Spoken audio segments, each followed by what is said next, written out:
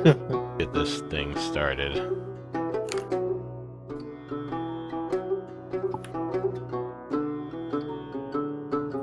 It's a shame we never got like a Imaginate Final Fantasy VII or something. Never say never. That's true. Sure Even though I just said it twice.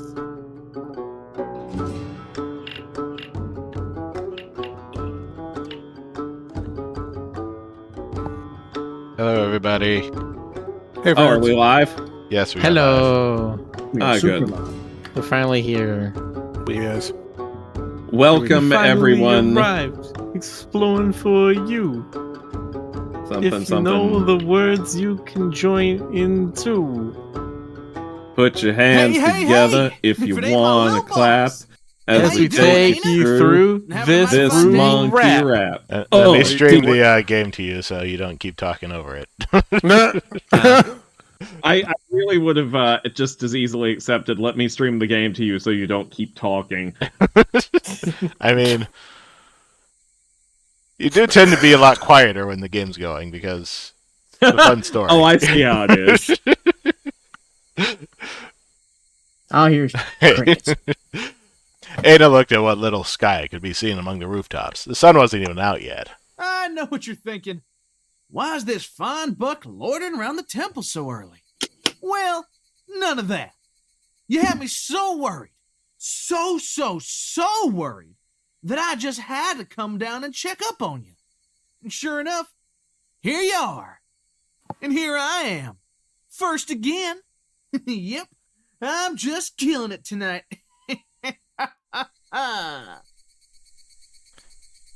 First in the contest of people acting suspiciously, that's for sure. But of course, Aina couldn't say a word about it. She signaled at her to follow her into the forge since he was already there. The workday would have to start early. Rivet here, rivet there. And this weird one's going to my rivet collection. And are you a Rivet fan? Work at the forge went something like this. Anna worked on her craft, and then she gave Adders whatever menial task would make him feel useful. What's that, boss? You need me on the bellows? Sure thing. Let me just finish pounding over here and I'll come in a sec. Oh, you finish pounding until you come. She didn't have any proper accreditation in that. Named her a smith, so he wasn't technically her apprentice either, but that didn't really matter to either of them. Now that didn't matter at all. You sure that fire ain't hot enough yet? All that mattered was a faint floral itch on Ana's nose, something only she could have picked beneath the stench of ash and smoke, permanently attached to Ada's fur. Boss, you can stop shoveling coal now. I ain't gonna take any more of my clothes off. Yes, you can. It wasn't just the way he smelled or the way he carried himself. There was something different in Adder that day. Something had changed. She could feel it. Hey, boss.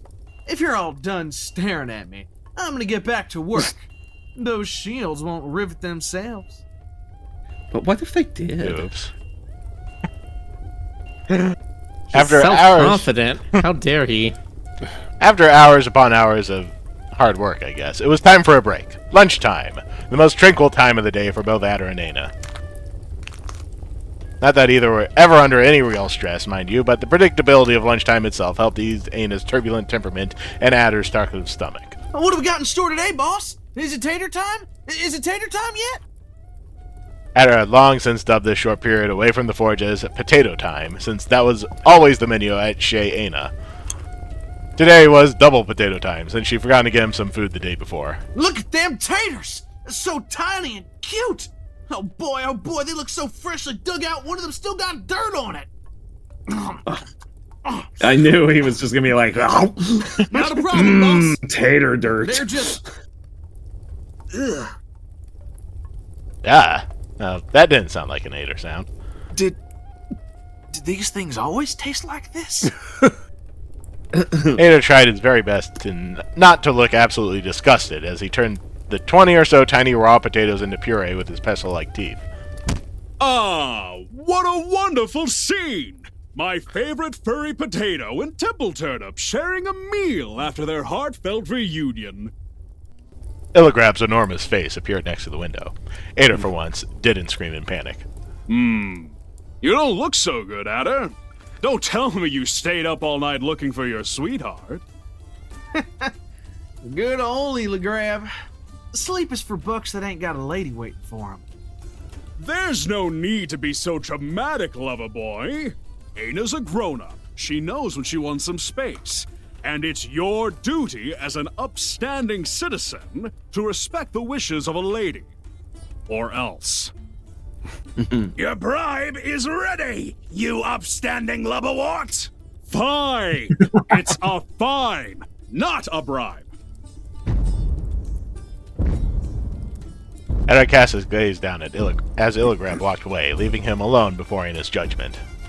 Or he would have been judged if Ana hadn't turned 20 shades of red and become incapable of rational thought after Ada failed to deny that she was his sweetheart. Maxie really went at the Hey, thesaurus boss! for those I gotta old-timey get early insults. today.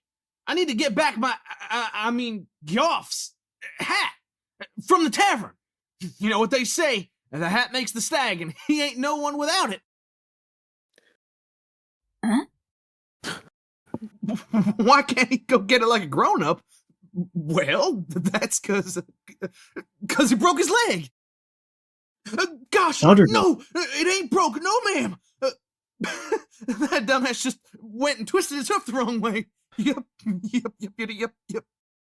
Okay, Get my this starter is Seymour! amazing. Well, that was extremely convincing. Adder ran away, muttering something that sounded very much like prayers to himself. One strange day wasn't anything to be afraid of. Ana's apprentice had plenty of strange days in one year. These are some lovely taters, boss. Perfect potatoes. But I couldn't fit one more bite in my tummy if I tried. No, ma'am. I'm just gonna take these home and stuff my face in front of Goff later. I ain't sharing a single one with him. Nope. No way I'm giving all them taters to him or anything. Yep. Ana was more than Again. Again. Very unsuspicious. Ana was more than happy to collaborate on any plan that involved making life harder for the contestant to worst part an heirloom, but the strange days passed, and they kept passing. And that's when I told the king, bite me. You should have seen my father's face. His leaves dried right up. I spent a whole moon literally grounded. What do you mean you don't remember who broke into the warehouse? I don't know, Master. It's like the memory had vanished from my mind. I'm gonna vanish you from existence! Both deer began clashing horns, while Adder and Illigrab stared at the scene. Can you believe that? I know! Can't deer go 10 minutes without starting a fight? No offense, kiddo. No, I mean, can you believe he forgot someone that important just like that? Can people really forget? Sorry, Adder, I don't have time to get into philosophical debates. Those two have just earned themselves a free ride to the dungeon. The stroll took an unexpected direction toward the city guard's main tower in the northeastern quarter of the inner walls. It was the second highest tower in the city, with ceilings tall enough that Illigrab could walk inside. Adder had to go fetch Geoff from there every so often, so he was relatively welcome as long as he had Illigrab by his side. Take it to court next time. Street fights are strictly prohibited. Are we clear? Both of the prisoners uttered a disheartened "yes, sir," and Illigrab nodded to himself. Hey, Illigrab, I was wondering, you could throw anyone in the dungeon, right? Well, I wouldn't say anyone, but I do have a pretty good grasp on Heirloom's populace, if I may say so myself. Hey, I could even set you up in a pretty cell if you ever want to leave Goff's place. I'm all good. I was just wondering if you'd seen never mind. A never mind? What's that, some kind of flower? The prettiest in the kingdom. I guess Ana's here. That didn't end there either. Strange days soon turned to strange weeks. She pulled a grape. Clink, clink, clink went the hammer in Ana's forge. But there was another incessant noise. It sounded like the bellows that lit up the furnace. Its source was, of course, Adder looking out the window, sighing like he wanted to empty his lungs. With a semi-nocturnal roommate and what may count among the 10 worst beds in the world, dozing off, spacing out, or generally getting distracted in his job was nothing out of the ordinary for Adder. Sighing, however, that was definitely out of the norm, and he'd been doing that an awful lot lately. Pining for the fjords. Stranger, stranger yet, Adder hadn't noticed that Aina had been standing right behind him for quite a while now. What? Huh? Hey, boss. I was just thinking about my things. Rivets and stuff. No worries, ma'am. I got okay. this. I'm all focused now. It's okay, man. I've seen Rift Apart. I often think of rivets too. Thunk, thunk, thunk went Adder's hammer, and yet Aina wouldn't leave his side. Anything else? This was chapter 2, right? I'm pretty sure. Yes, still we're on chapter chapter 2. one. Oh, okay. Aina put a... Of which I am turning Rick into a Lombax. Well, it is a cute one. It is. Aina put a hand over Adder's in what may have been the most confusing gesture this side of Lake Chial. I think that's Chial. Adder looked down at it rather blankly, only to find that he was holding the hammer by its head. Wowee, that's dumb even for me. You seen my brain lately, boss? I don't know where I left it. Sorry, boss. Clink, clink, clink went the hammers, and it wasn't reassuring at all. Because strange weeks had turned to strange moons. Taters, huh? Sorry, boss. I'm not hungry today either. In the great realm of Akathor, where the very essence of reality was distorted to make flowers carry messages over the whole continent, and a single king had ruled since the gods fought wars in the skies, Adder having lost his appetite for the better part of Donsoon didn't sound plausible at all. All right. Every time. It ain't like I'm not hungry, Kay. It's just that... Look, boss, I don't mean no offense, but you ever tried one of these? I've eaten knuckles with more flavor in them. Nah, what am I saying? I know you wouldn't touch these with a stick. Your paw's sitting on a pile of Barhan gold. Who the heck wants taters when you can have figs and dates for supper every night? Am I right? Every time Aina so much as makes a noise, I keep being like, oh, Maxie's joined.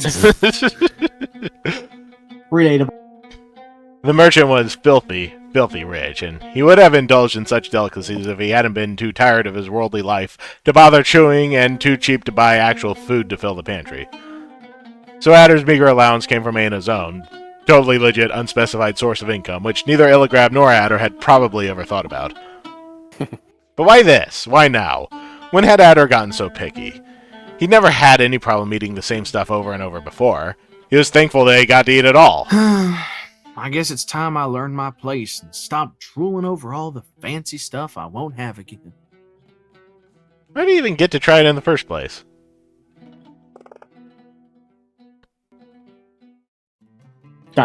Restless, concerned, gods forbid, worried. These are all adjectives that clearly did not apply to Aina. But for some reason, she kept passing a tiny, ugly potato from hand to hand as she stared at the city from her home, thinking about the small fortune it had cost someone. Not her, but someone. You'd think that deer would have settled their capital in a beautiful prairie where they could graze free and indulge in hedonism, that the whole world looked something like the village Adder wouldn't shut up about, but no.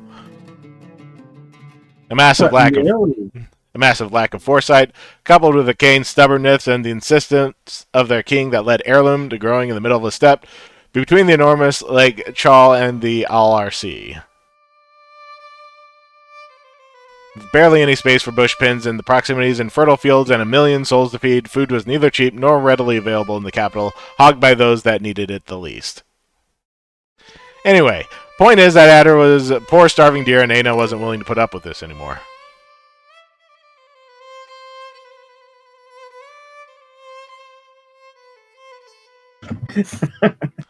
Let's see. Which one of these have I not done? Or have I done both of them before? I have no recollection. Isn't there one where she just shoves a potato in his mouth? Adder had been working incredibly hard all year long.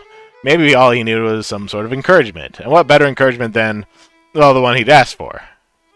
But finding food in the city was absolutely out of the question. The moment it arrived, it was counted and measured, and Aina had calculated precisely how many potatoes she could acquire from each merchant before Ellagrab began glaring at her. She'd have to make a little trip. Aina mentally went over the list of her favorite weapons as she trudged through the narrow alleys that composed the inner slums. She wasn't afraid she'd have to use them, no. She would have loved a chance to do so.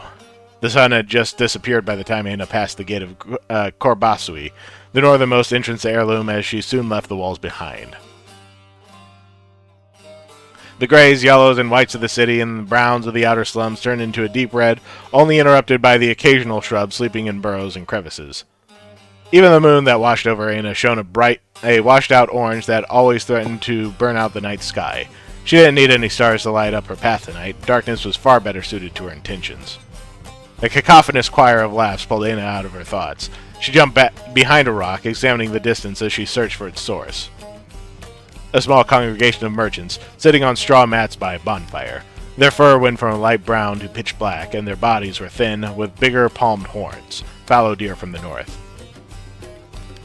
Their huge grapevines, bigger yet than the biggest trees of burden one could find in Akathar, slept behind them, basking in the firelight as they breathed puffs of fresh air and warmed their leaves. Their wares were unloaded around the bonfire. Carrots, apples, pears, salt rock, honey, and not a guard in sight. There'd be no need for stealth this time. Not when Aina's claws were starting to poke through her bandages. Not when her teeth gleamed with every spark that flew past her. The merchants scrambled to their feet and cowered behind their crates as they heard her approaching, sensing immediately the fate that awaited them if they dared move a muscle. Wasn't that just a perfect sight? Yes. Wait, I never got this scene. What did you do? Look for food, not a cure. Yeah, he told Aina to go find better food, and so now she's stealing from nicer Yeah, merchants. this scene is brand new to me too, so. Well, it is the final version. But I yeah. think this is newer, at least, because I believe this might be Zhao. Yeah, I do remember this scene in this section in particular, but some parts of this scene I don't recall.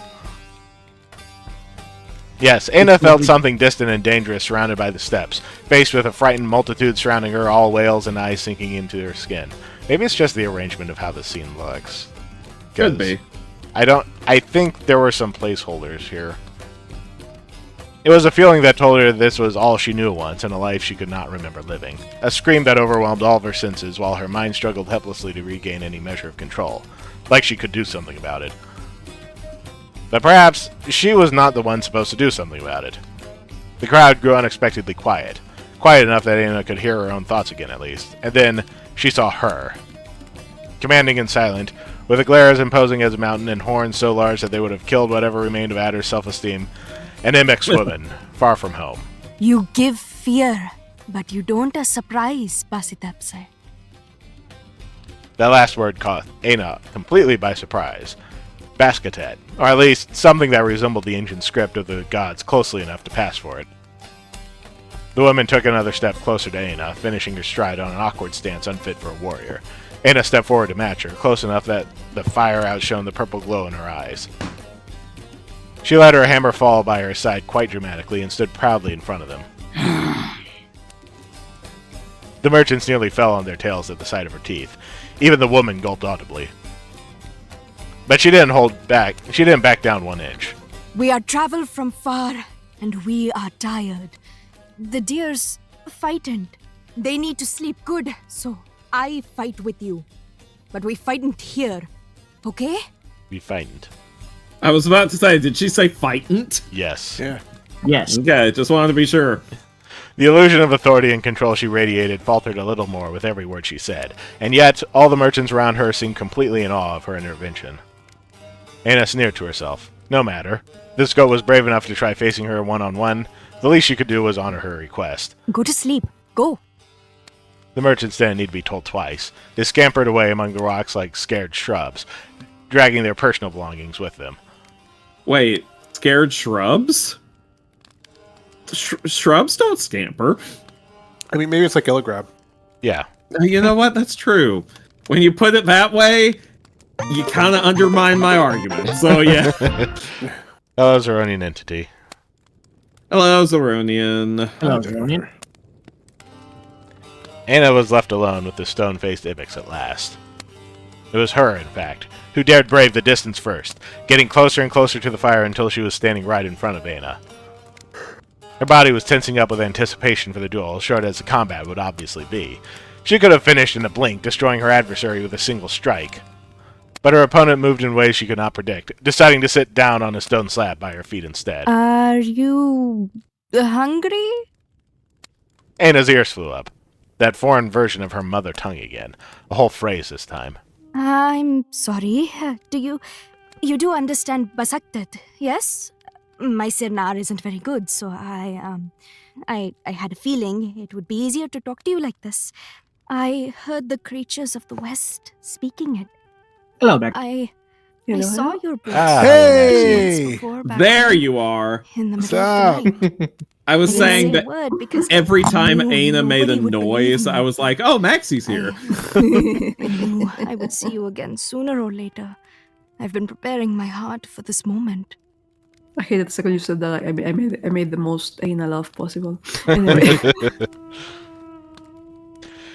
Aina remained immobile, but her eyes opened as she listened to these foreboding whispers. The storm was getting closer by the day, howling louder than ever. It was starting to make her queasy.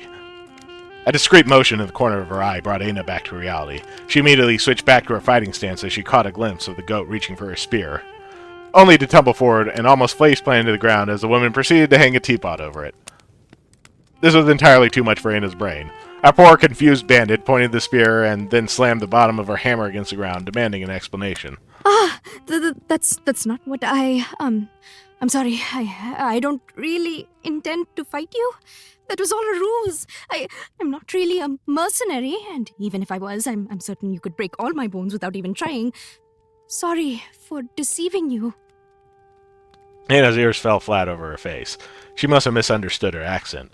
The words had surely shifted too far from the Basaktet her father spoke, because the only other option was that someone was actually apologizing for trying not to get killed.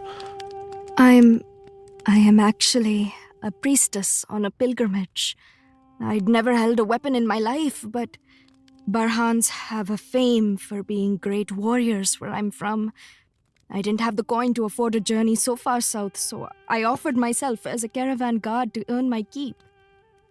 I was given a spear and a shield before leaving my town and told to uphold our reputation, but I've only ever known the way of the gods. She was given a spear and shield before leaving her town. She is a RPG protagonist. I was about to say. All my prayers have been selfish pleas that I'd never need to use it, but I wouldn't have left my home if I didn't understand the risks I'd be facing. He's in Dragon Quest. As if the situation wasn't weird enough, the goat jumped to her feet and stood proudly on her little rock. The sun shines brighter on a liar than a coward. So I was taught by the warriors of Akdem Wisarat. So I will readily accept all the clouds I encounter on the way. I would really appreciate it if you would let me have this cup of tea first, though. Sorry. These guys are jumping up on the little rock, and I'm just imagining the goats like on the side of a cliff, where they're on like the tiniest little thing, all four of their hooves. If there's one character like I can imagine like making animal noises, I think Yao is pretty high up there. He's been like, Like rock, but super tiny. yes. Aina was honestly too dazed to react to her request at this point. She could barely even register what she was hearing anymore, for the amount of nonsense the goat was dropping by the minute was staggering. Such tripe. Oh, come on. You ought to be used to people dropping loads of nonsense from all that time spent around Adder. Such tripe. If the sun favored liars, Adder would be positively gleaming. As this brief thought returned Adder to her mind, Aina felt a twinge of something. Doubt, pain, guilt perhaps.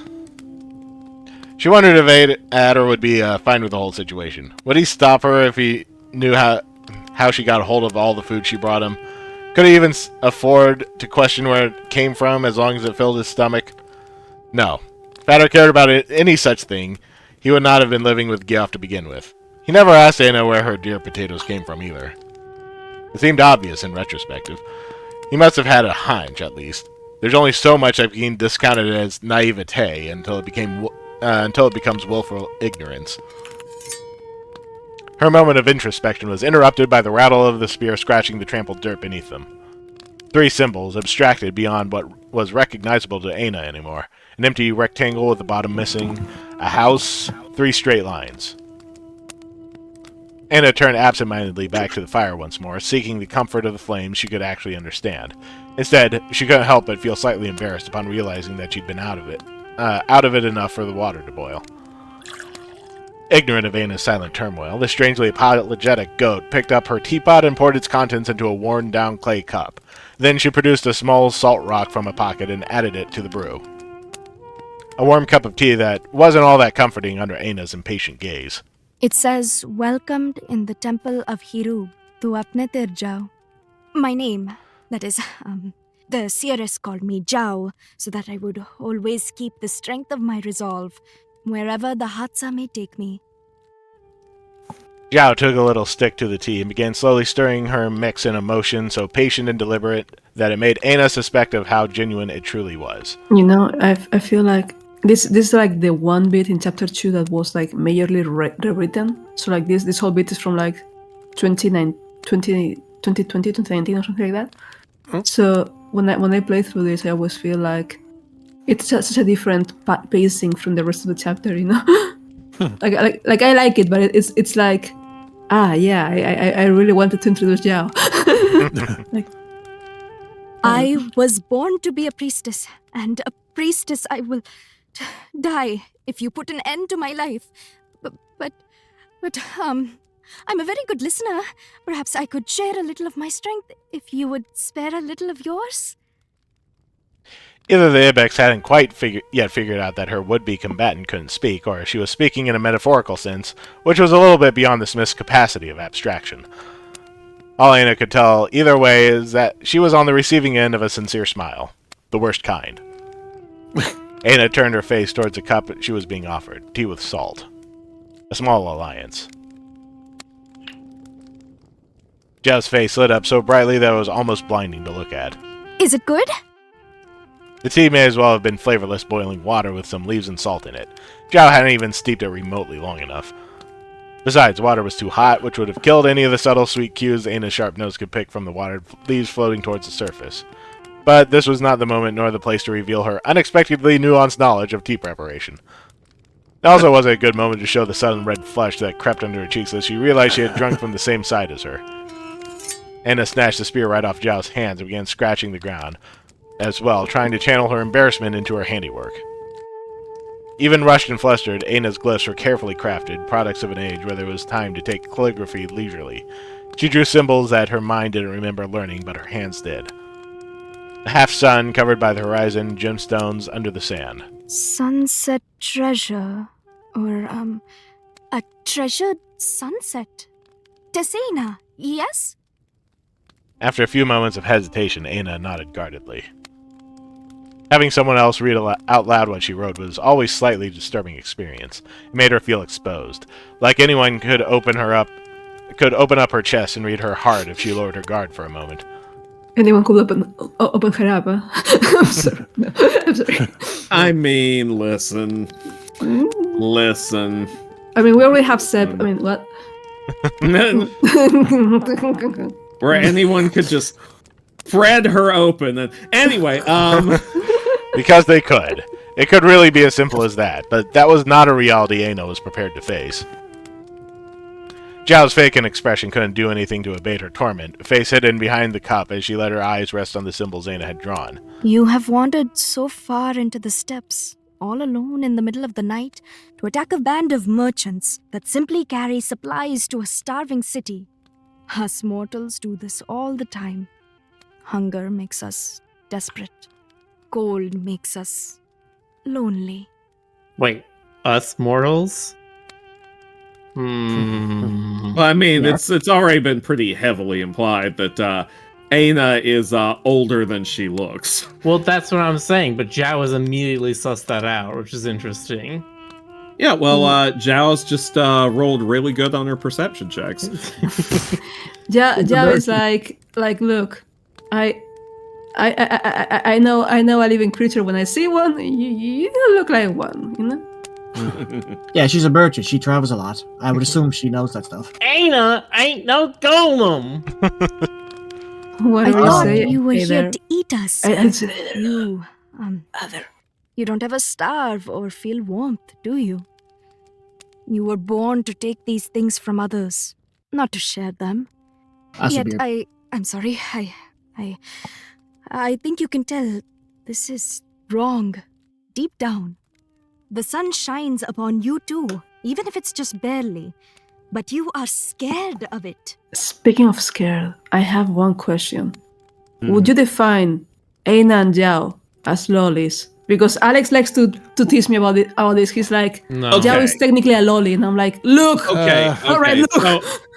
So there's two different definitions of lowly. Okay, there's the one that is correct, and there's the one that isn't. Some people use the term lolly or lowly to refer to any petite character with a small, any petite female character, AFAB, with a small chest, regardless of age. That is the incorrect definition. The correct definition is a character of a certain age in a piece of media, whether it be official or fan art, a certain young age, that is designed specifically for the art, the depiction, whatever, is designed specifically for the gratification of perverts. And when I say of a certain age, I of course mean underage. But there are people who use the term very broadly to refer to any character with petite proportions. And I dislike that because that leads to all kinds of very unfortunate misunderstandings. Ask me how I know when I once had someone do that to one of my characters and I flipped out a little bit because I'm like, she's not ugly. And yeah, that's how I said it too. I feel like because like to me they both read as full-grown women who happen to be short. And yeah, see, that's why I say that is not the correct definition, in my humble opinion, which happens to be right. Yeah, I would even be more specific and say it also requires a goth presentation. No, because that's gothic Lolita, and that's a whole other thing. That is actually completely different from Loli and Lolicon. You think that maybe, like, because like the specific the specific point of gothic Lolita is actually that they're trying to dress in a way that is younger because they're trying to desexualize themselves. Now, granted, because of the way literally everything works, that is usually not successful. But why do I know so much about this? Because that's alright. The most I would describe these two characters as is androgynous. Yes. Hi, baby. Where did you come from? Who? What? Who? What? Sorry, my baby kitty decided to come over here. She must have sensed that I was ranting and came to shut me up. If Stoker suddenly goes, baby, out of nowhere, he's talking to his cat. I didn't know what he said, so I was like, wait. It is 5:30 a.m. we need like an emote for a cat sitting on Stoker's lap. So he can switch yes, please, someone make this happen. I will cry tears of joy and also water. Oh, she's purring. Anyway. Anna sprung to her feet, baring her fangs threateningly. She'd let this goat mess with her mind for a while because she was curious, but that was it. She'd show her scared. As her teeth loomed over Zhao's face, frozen in fear, as her irate glare reflected the purple glow in her eyes on Zhao's own, she found herself paralyzed as well. Anna tumbled back, overwhelmed by something she couldn't quite name, for she had spent a lifetime refusing its existence. She swept away the only proof of her presence with a kick, sending the dust flying over the fire in the teapot. In the darkness, she picked up her hammer and made to leave. It took Zhao a moment longer to thaw out of her shock, but she still had the courage to call out one last time. Tessaina! Your fate may not be a sunset after all, but a sunrise! Keep looking for the sun, wherever it finds you! The sun. What a joke. The empty steps. Personally, whenever I see Sep, I prefer to look for the moon.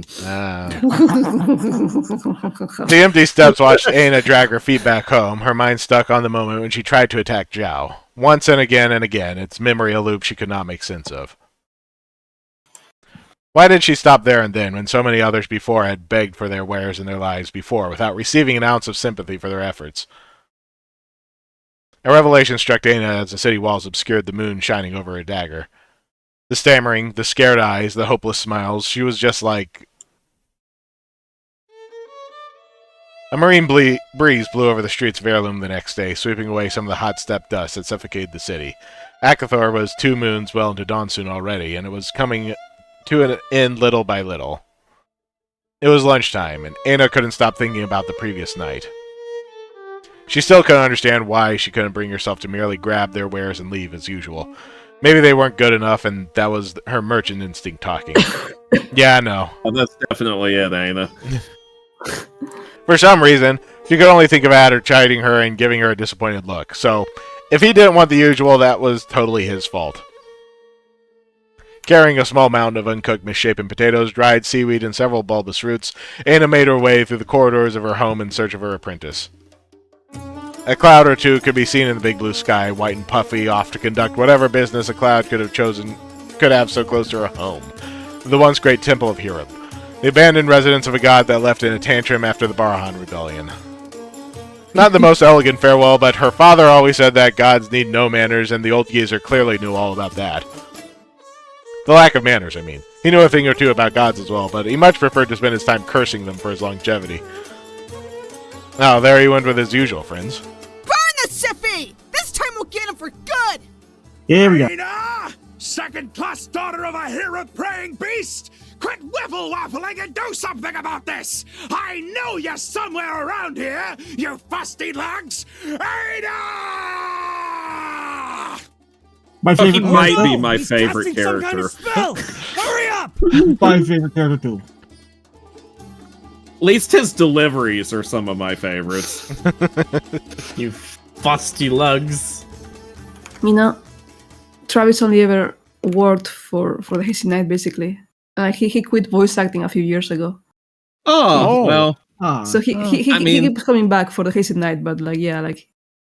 Well, you know what? He'll never get a character like this again, so he's quitting at the top of his game. That's amazing. Aina just stared idly at the mob carrying her father away, off to a pyre that would forever magically fail to end the poor man's life. A question resurfaced in Aina's mind. It was Adder's pondering aloud whether Aina's father was hated a little more or a little less for purchasing and desecrating the temple of a god that most people despised anyway. She took a moment to consider this as she walked into the sunlight. Sacrilege is kind of a global standard, I suppose. Cue Adder, moping all by himself in the courtyard. Aina tensed up her shoulders and stretched out the food plate, attempting to pass a dish as something casual that she didn't go out of her way and spent her personal earnings to buy. Casual. Once more, instead of happily proceeding to choke on his payment for helping out in the forge, Adder took a long, empty look at the food. He sighed and looked away. Sorry, boss. I'm not hungry. So he had said time and again during the last few moons, but Adder had always ended up giving up and eating. Less and less every time, however. Aina waited patiently to no avail. Once she got tired of that, she shook a carrot in front of his face, hoping to stir his curiosity with this new, shocking ingredient. No answer. So there she was, shaking a rattle in front of a giant one-eyed baby that refused to eat. Seeing that diplomacy We've all didn't work, been there. she poked his snout with said carrot. She poked and poked until it ended up in his nose. You happy now? Hey, Jonas, do you remember Veganostrum? No, what's that?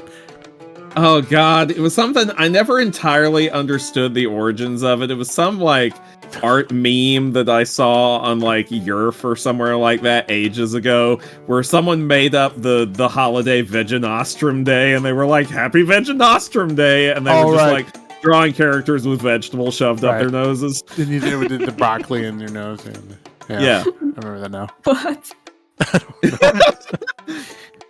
Also, did he put two fingers up his nose before he said that line? I'm curious. He just kind of like, I think he just pinched his nose. I was like, can you give it to me like very nasal? And he pinched his nose. Okay. We need to do the method acting. You actually need to put a potato in there for this thing. Anyway, it was a carrot. First of all, carrots are far easier to shove up your nose than potatoes. You will see that if you look you at will the know. text, J.R.R. Tolkien actually used a potato here. Or 2 carrots. Anna's total desperation was purposefully ignored by Adder, so poor Carrot was snapped in 2 for his sins. It was at this point that Anna realized she didn't much care about why he wasn't eating. All she knew was the deer had to eat, and he hadn't done so in a while. With all the delicacy her hands could muster, she opened his jaw and smashed a raw potato right into his mouth. I knew this. I said that a minute ago. I'm like, isn't there a bit where she just shoves a potato in his mouth? Vindicated. But something was wrong. He didn't overreact. He didn't attempt to talk his potato in mouth dialect. He just grabbed the tuber and handed it back to Anna. If you like them taters so much, why don't you eat them? Ooh. Now you're growling at me? What's your deal? Her deal? But he was the one acting strange. She was just trying to help. And he still hadn't eaten a single thing. She was just trying to helpfully shove a potato in his mouth. Dana. Just leave me alone! Potatoes. Boil them, mash them, stick them in his tea. By the way, I love that background. Thank you. I'm very proud. It's one of the few I have never touched since I made it. Anna hesitated for a moment longer, and her fist would have given quite a speech. She turned around and angrily stormed off. That teach her to think about anyone other than herself. I think this is actually the first background I ever drew for Hayseed Knight. Nice. Anna marched toward one of her usual hideouts atop the rundown temple walls, away from Adder's sight. She didn't run that far. He wasn't going to pursue her this time. Alone with one of her potatoes and all her weapons, Anna began rummaging through her pockets in search of a knife. There was never a lack of those on her person. She brought out one of her trusty daggers and focused all of her attention on cutting the potato into thinner and thinner slices. She wasn't wrong. There was just no way she was. She was older and wiser, and Adder was just being an idiot by refusing her help. Of course. Hiding from the mob, little Tess? Gods damn it, giant tree man. Replying to Illigrab wasn't precisely on Anna's list of priorities for the day. Illigrab didn't expect otherwise. Don't worry. I took care of them. No need to thank me, of course. Wouldn't kill you, though. Anyway, all that's left is putting out the fire. So, I was hoping Adder could give me a hand there. Where is the lad? That was another question that didn't deserve an answer. Anna devoted her whole being to gathering all the extra thin potato slices and launched them into the air, watching them fly around like some tremendously wasteful confetti. Did you two get in a fight?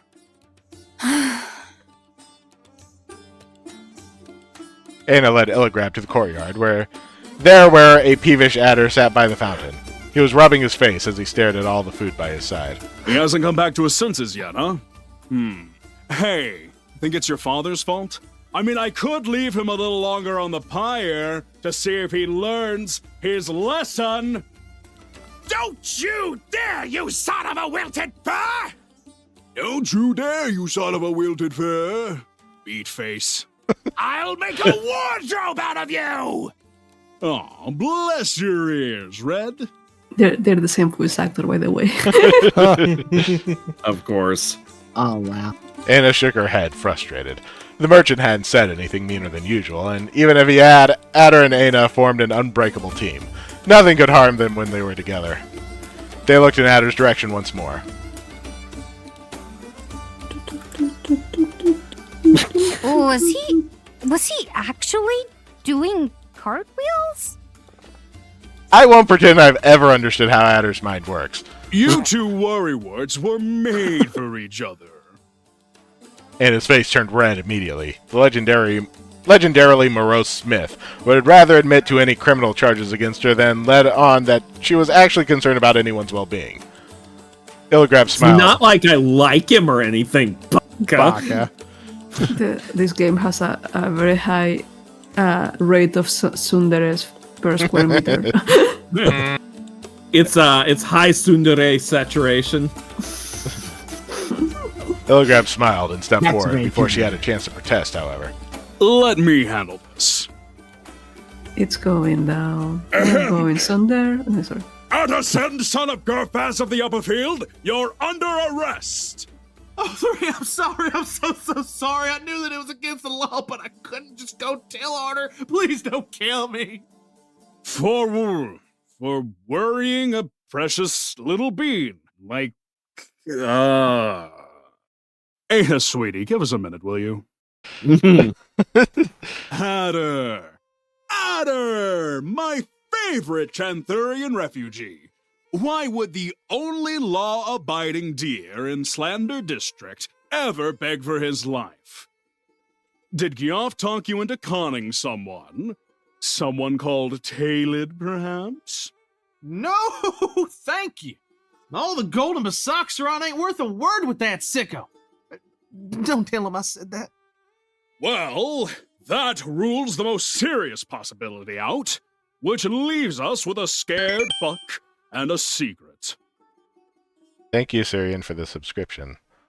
Yeah, You know that I'm only second to Aina when it comes to both. 18 months, Start the double sub baby. talking.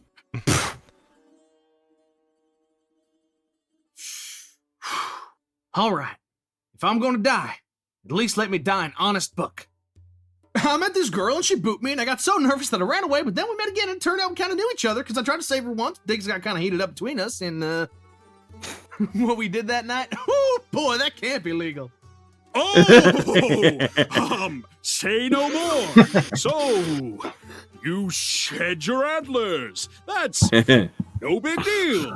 And most certainly not Illigrab. crime. Is you Don't you know You're gonna have to give the birds and the bees to like a 19-year-old. You do know about that, right? He does have to ask Adder that because, you know, he might not know. Other. Other. Adder, I love you like a son, but please don't make me take on your father's actual educational duties. You know how many times I've been asked, like, after chapter 3, you know how many times I've been asked, like, did Adder and Seb actually have sex? And I'm like, I don't think I could have made that any clearer if I tried in a PG-15 setting. I was about to say, well, you see, we didn't see it happen, so I swear, no. we need that R18 patch. Good. Gotta get that Patreon exclusive content. Then what could? Oh, of course. I should have known from the very first moment. Adder's eyes lit up slightly. Illigrab let a heavy hand fall on the buck's shoulder as he took a deep breath. Adder, no matter how guilty you feel, cheating is not a crime. Say what? I want you to know that I don't approve of what you've done, but I'm sure Aina will understand if you talk to her. I'd never cheat on Everybody's Aina. kicker in this. I'd have to be courting her for that anyway. You're not? Course not. My boss is the strongest and the coolest and cute as a bug to boot. Ain't nobody good enough in this world to court Aina, much less me. I could never find me a doe like her. But kid, she's not a... If a tree falls in a temple and there are 3 people to hear it, including the tree itself, does it make a sound? The answer is yes. He says no. All right, kiddo. That's the end of the talk. Why don't you go back to sulking in the corner or something? Illigrab laughed awkwardly as Aina dragged him away. You're lucky I can't have you arrested, you unruly little beast. Yeah, of course. Mock your biggest ally. Literally. Excuse me. That wasn't on purpose. I swear. Your greatest ally! I was just trying to help you. Forget that stupid argument. I thought I told you to tell him the truth already. Don't play the mute card with me. There's a million ways you could tell him. That boy's blinder than Pertok, but he'll find out sooner or later that you're lying to him. You want to wait till Eka is here? How do you think he'll react then? Who? Who? Aina, we aren't like him. Like them. I know you care a lot about him, and so do I. I love the both of you. But keeping up the charade for so long is only going to make the truth harder than it should be. Dear, have a life. And we're a part of it, of course, but there are just some things that we can never give them. Things they need in their short time on Dakna. No matter how much we love them. Adder is no exception to that rule. He's beginning to realize that you're not the son of his life, Aina. Take the whole night business out, and what do you have? He's just a boy with down-to-earth concerns. He wants a farm. He wants a family. He will move on one day and find those things. And we should be happy for him. Do you understand? There were some concepts that Aina was acutely aware of, even if she herself didn't realize that. How painfully small her influence could be on anyone's life was one of them. A few moments went by in complete silence as she contemplated the faces that had left her behind already. She had always been too eager to forget how rare company had been throughout her existence. Bearing the weight of such a thought, she finally nodded with her head low. Ilgrab's mustache turned down as his eyebrows rose. A million worried creases formed where his forehead should be. Great! Then do me a favor and take him somewhere nice tonight. You have to make sure to have fun together while you can. So go make up with him. Take him out tonight. Who knows? Maybe he'll loosen up and tell you what's going on after a few drinks. Or It's maybe time to he'll let somehow him in get himself or arrested and let him almost go. executed. So you two'd better be smooshing faces together by the end of the night, okay? That's a royal order. In an incredible display of dexterity, Illigrab managed to produce a handful, a giant tree deer's handful, of doors from a bag in his belt, which he handed to a very flustered Aina as discreetly as he could. Satisfied with his act of generosity, he took a long glance around the forge, finally stopping to stare at the embers resting on the bottom of the furnace. And you can think of that as a tip. You know, so you can get to work on my order a bit faster. Aina looked at Illigrab straight in the eye, not restless, not calm. Even more silently than usual, she stretched out the hand holding the coins towards him. Fair enough. I should know better than to try to bribe a Tess. You guys are a prideful bunch. But hey, keep the money. I'm sure Adder could use a little, push in the right. Are you going to help me down or what? Red, I swear I'd let the mobs have their way with you if it wouldn't make your daughter sad. I'd like to see you try! Oh, I'm sure you would. He's right, though. I shouldn't leave him hanging like that. Good luck, Aina. Free from the chains of unwanted social interaction, Aina silently pondered Illigrab's words as she headed back to Adder's side. The used to be scared flat pools in the public courtyard now served as a magnificent dish and laundry washing station. Adder's particularly, since he was in charge of those chores. At the end of the day, any of her oh-so-urgent tasks were just another excuse to keep Adder around. He purposefully looked the other way. Of course he didn't want to talk to her. The irony of getting blatantly ignored by the clingiest deer on Dakna wasn't lost on Aina. A painful punishment if there was one. An apology was something to be rarely expected from the smith, not because she failed to see the fault in her actions, but because she didn't know how to apologize. No, it's because she didn't see the fault in her stars. No, that was just an excuse. Adder always knew when Aina felt guilty about anything. Then again, why did she have to apologize when it was him who failed to appreciate her efforts? She would have continued patting her own back and telling herself how right she was, if she hadn't noticed that the food was nowhere to be seen. Every time Aina thinks to herself, I only hear like very, very edgy nu metal. Yeah? Aina carefully removed from Adder's hand the brass dish he'd been polishing over and over. It's not clean yet. There's some red spot that just won't get. An incredible feat, considering they had been washing the same dish since her conversation with Illigrab started. The dish had been cleaned with such dedication she could see her reflection in it. Anna stared at the dish. Then at her. Back of the dish. At her again. Adder is not your man, but he could be your... I was about to say, now look at him, now back to me, now back at him, now back to me. Once satisfied with her observations, she whacked at her snout with the flat side of the dish in a manner she considered softly. What is it now? Smirking in the most annoying fashion possible, she shoved the dish on Adder's face. Yeah, there it is. Just let me clean that darn dish. Anna turned the dish around once more just to make sure she was right. There was no spot to be seen. Seeing that her first idea didn't yield any results, Anna decided that some better strategic positioning was in order. Hey, wait! Don't go walking into the pool! You're gonna make a... Ignoring the way her boots were getting soaked and how questionable her repositioning was, Anna sat down in the gap between Adder's legs and the pool. She held the dish out as far as she could and then tapped on its surface, attempting to call Adder's attention to it once more. He had to regain a bit of composure first. Can't you see the spot? It's there, right next to your face. Brief lapse of clarity came about as Adder's sight traveled toward a red blur on the brass dish, right where his left eye should have been. And I'm done. Big surprise. They agreed on that. Tranquil silence followed Adder's epiphany, a moment of reflection. Anna looked up at Adder with her big lilac eyes, hoping to tug at his heartstrings in lieu of an apology.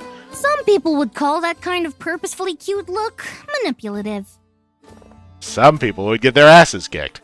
Well, darn, boss. I may not be all that used to the eye thing just yet, but I don't really need two eyes to see when you're trying to play me. Anna patted Adder's enormous arms as patronizingly as she could, ruffling the fur that covered them. It seemed none of them would exactly apologize for what happened. So of course they went back to playing with the dish like the big children they were. Who the hell's that gnarled leafless palm tree? That ain't me. There just ain't no way that's my face. Where'd my cheeks go? No wonder I don't recognize myself. Hold up. How did she even manage to recognize me then? Was that magic too? Anna had no idea who she was or what magic he was talking about, but there was only one gigantic one-eyed roe deer with shovels for hands in the whole city. Adder put the dish away, fixing his gaze farther in the fountain where a statue stood mutilated and bereft of the glory it had ages back. Curses! Ain't no way I could forget someone like that twice. Knowing fully well that he wasn't talking to her, Anna continued running her bandaged fingers along his fur absentmindedly, somewhat concerned about his sudden interest for the son of the sun. She could only guess why he was talking to a statue, but then again, didn't that hold true for everything? Did she actually understand a single thing Adder did or said? Could she even? Adder had told her a million things since they met. She didn't care. They did not affect her in the slightest. And yet he kept pouring his heart out to her, and she kept ignoring him like some sort of tug-of-war for lonely idiots. So why did the thought of not understanding him distress her so much now, when she hadn't made a single effort to do so in the time they had known each other? In the time they had known each other. Ilgrab's words resonated within her, making her feel guilt, as she usually quieted with violence. You know, I've been thinking a whole darn lot about the past lately, boss. Anna's torn up ears perked up. What were the chances of those two things thinking the same thing? Adder smiled ever so slightly, giving her his trademark, "Here's a story you don't want to miss" look. Do you remember the day we met? What a question. Hey, don't you... at me, missy. Imagine you just walked into the city thinking this is finally your day. You make a friend, he's gonna get you a job, and then you turn around a corner and stumble upon a grandpa on fire! Those things happen. Nothing strange as far as Anna was concerned. Do me a favor. We've all been your there, idea of Adder. Weird and mine sort of mash for a minute, boss. As I was saying, my pa raised a good boy, and a good boy don't let grandpas fry on a pyre. So I rushed That's a into the classic temple, old country ready saying. to end the one life I got to save his.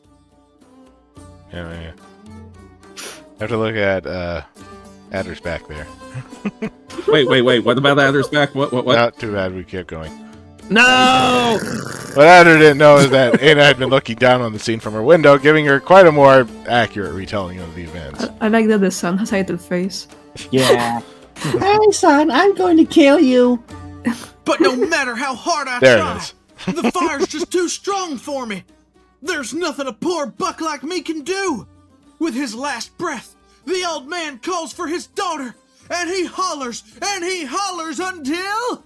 I feel compelled to say that. You can look at his back now, Stoker. I feel compelled to mention that I'm opening commissions next week, and if you want some Vara drawn, I can draw you Vara. I love to draw Vara. Please ask me to draw you Vara. There you go, folks. The prettiest There you girl go. I've seen in my life walks right out of the gate.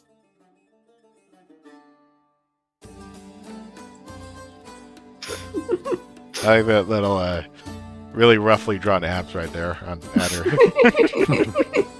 Adder, more like Abser. Also, I really like his flashback version of Anna. I feel like that's how players see her, you know. Abbers? I mean, you mean like ladder abbers? Okay. Anna made a conscious effort not to giggle. To be fair, half the female population that Adder met was the prettiest girl he'd seen in his life. And as she makes her way through the crowd, she looks at me. At me! Of all the people! Then she looked at him, and then she looked at me, and then she looked at him, and then she looked at me. Of course she was looking at him. He was screaming louder than the man on the pyre. And she gets closer. And closer. And then... the little thing just signs us to get eaten by a beast and walks away like it's got nothing to do with her. Wonder who Like that Jupiter. gal was, huh? He poked Anna's cheek, and she slapped his hand away as solemnly as she could. He was the one to talk about first impressions. Shaggy, chubby, badly patched up, and wearing a ridiculous vest. That's how she remembered Adder that first appeared in their gate, screaming in fear as usual. Once upon a time, there had been muscle and even fat on Adder's arms. All that remained to attest to his gigantism were a pair of oversized hands and clothes that had been mended beyond recognition. Indeed, he was once a boy with a tender scar on his face yelling from the rooftops that he fully intended to become a knight. I gotta say, my favorite drawing of Buff Adder is in the encyclopedia. If you go to the encyclopedia and get in the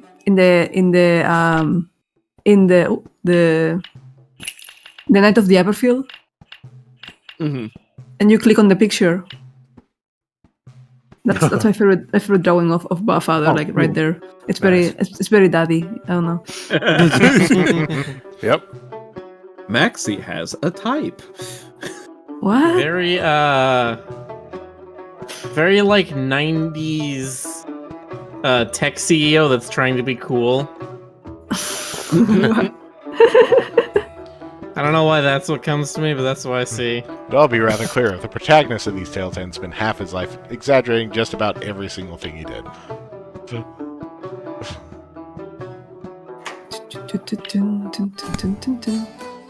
But dreams aren't edible, are they? I gotta say, this year's been kicking my ass real bad. But I'm still alive and in one piece. I mean, I guess I got good health at least. No thanks to your horn-shattering, teeth-breaking, nose-bending punches. But you're the one person I can always count on, boss. I trust you with my life. That giggle. I hate that. It's just my laugh. But I love that. That was just a very Adderish exaggeration, of course. They had only been friends since the last bleak night, at least the way she saw it. There was no way he trusted her that much already. Then again, Adder would probably argue that they had been friends since he arrived at the first bloom of flower since that he would have died for her since the moment he saw her. And it ain't just you. I can't imagine leaving Mr. Bard's home. Or not going on walks with Illigrab. Even the patron. Gods, I never thought I'd find something like this when I left the fort. I was just dying to go back. Adder shut up all of a sudden. Anna was surprised he managed to speak half a sentence about his draft. There went another issue he never talked about. Both Adder and Anna turned their eyes to the reflection once more. The image on the dish offered no good answer to the question of either of them had. It just talked about the outcome of their decision. That's one of my favorite lines I've written.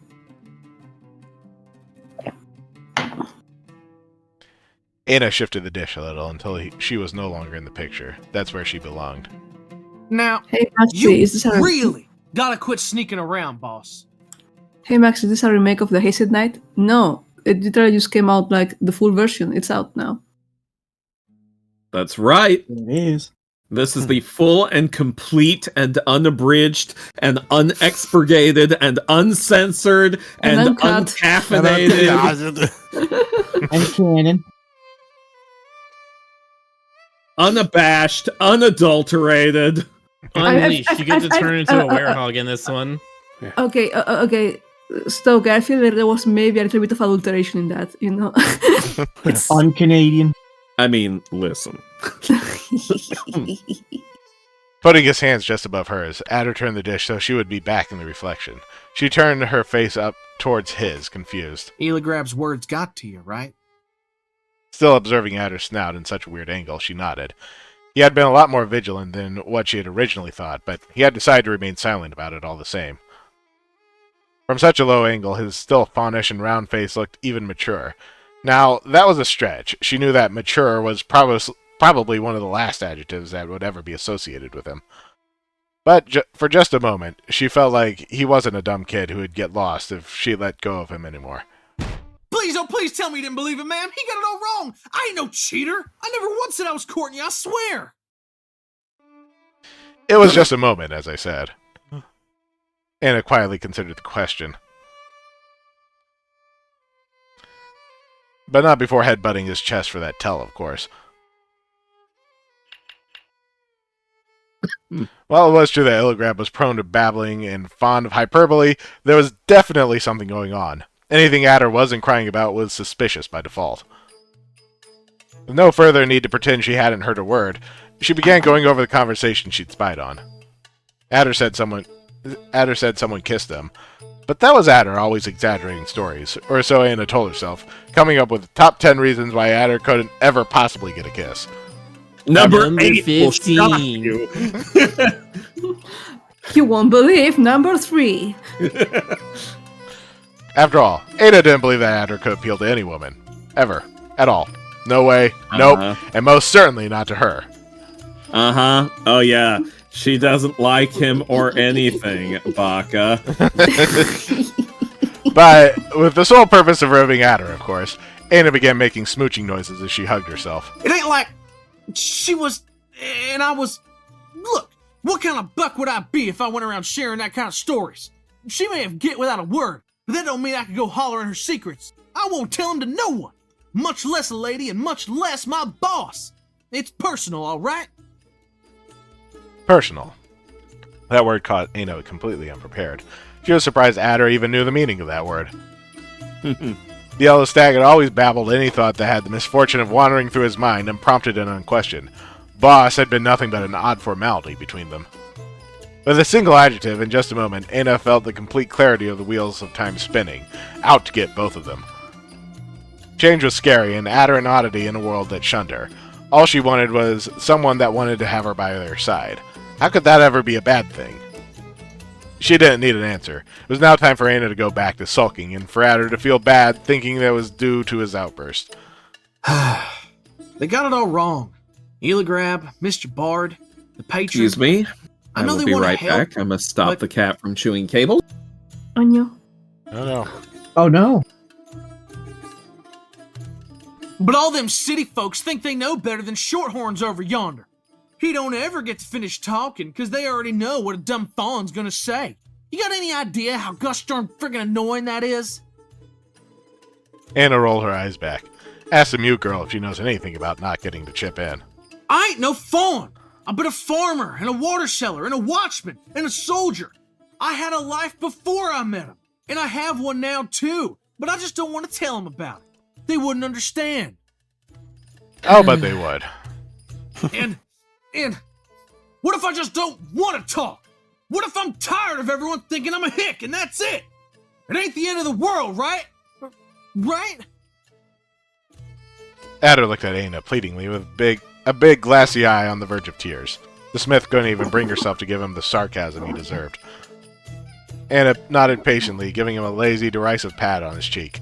She found that almost relatable. With a loud sigh full of resignation, frustration, and just a hint of relief, Adder rested his chin on Aina's head, letting his surge of honesty suddenly vanish. Woo! Feels good to get that off my chest. Once more, does and stags, the only one that gets it is Aina the Smith. I'm sorry for all the grief I've given you, boss. I should have talked to you sooner. I gotta say, I have no idea where Stan recorded chapter 2, but Adder sounds like he was talking from inside an aquarium. It'd be too expensive to like redo all of his audio in chapter 2. So I just kind of like put up with it, but I'm like, the audio quality. Anyway. Maybe in this chapter, Adder just is in an aquarium. You could have just redrawn it so that all these scenes were underwater. Yes. And that would have made total sense. Oh. Yeah, just make them fish people for one chapter. This is the mermaid chapter. Okay? Just never explain it. This is the Jaws chapter. Indeed, he should have, but she was gracious enough not to remark on it. Anna let him know that she still expected an explanation with a single look, and Adder's cheeks jumped a little as he looked away, smiling as coyly as his giant teeth would let him. And here came the part where he poured his heart out to the beautiful maiden by his side, and their relationship was strengthened even further. Boss, you know that I know there ain't nobody in the whole of Akathor that'll keep a secret safer than you. But that still don't mean you get to hear about it. Huh? Time to roll out the barrels.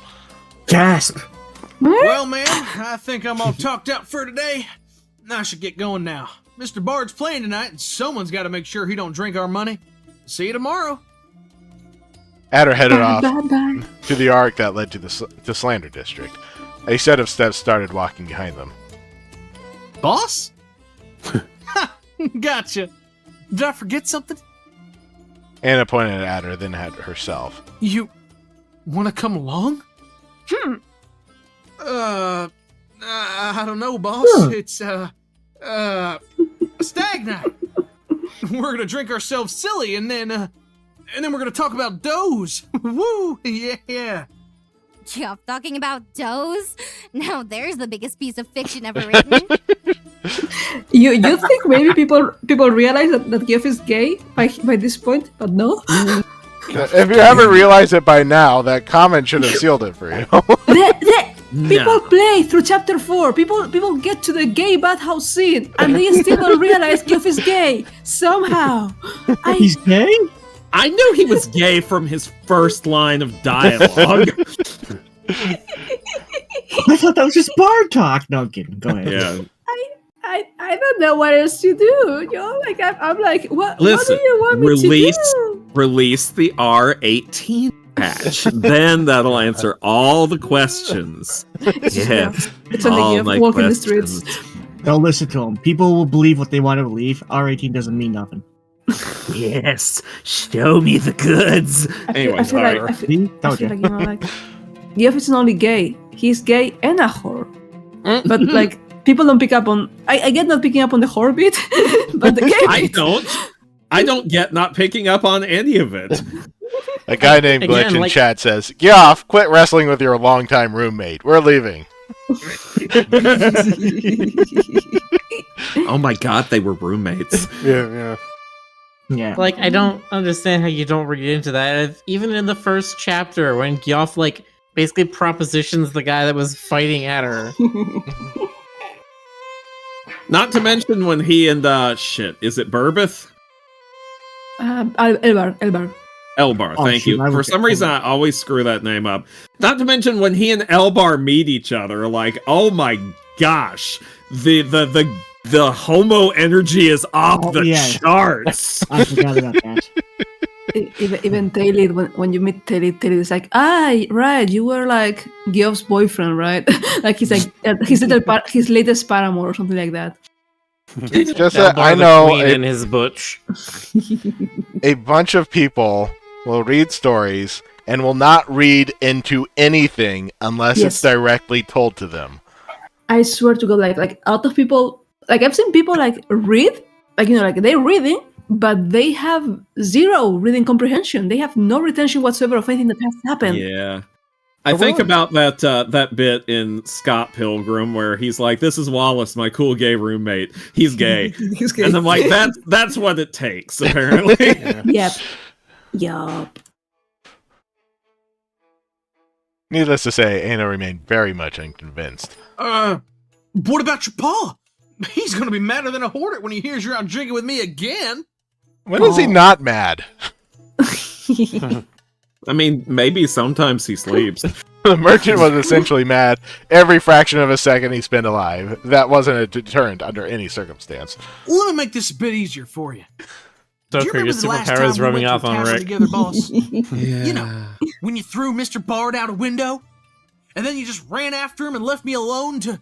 I think the last time we played this was like, what, a year and a half ago? About a year ago. Yeah. It's only been that little? Yeah, I guess. Feels like time longer. is. Since Chapter 4 came out, like Yeah, chapter end of 4 came 20. out on the 1st of February 2023, I think. Yeah. When did What is it? I can't remember. When was What it? is it good for? Absolutely nothing.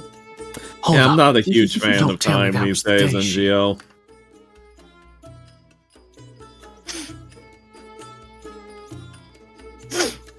Mr. Bard, whatever story Adder was about to tell disappeared completely from his mind. He bit the claw on his thumb, babbling to himself with that strange accent of his. Her boots didn't even make a sound as she shyly walked towards Adder. She grabbed his hand with her comparatively tiny fingers and looked up, awaiting a response.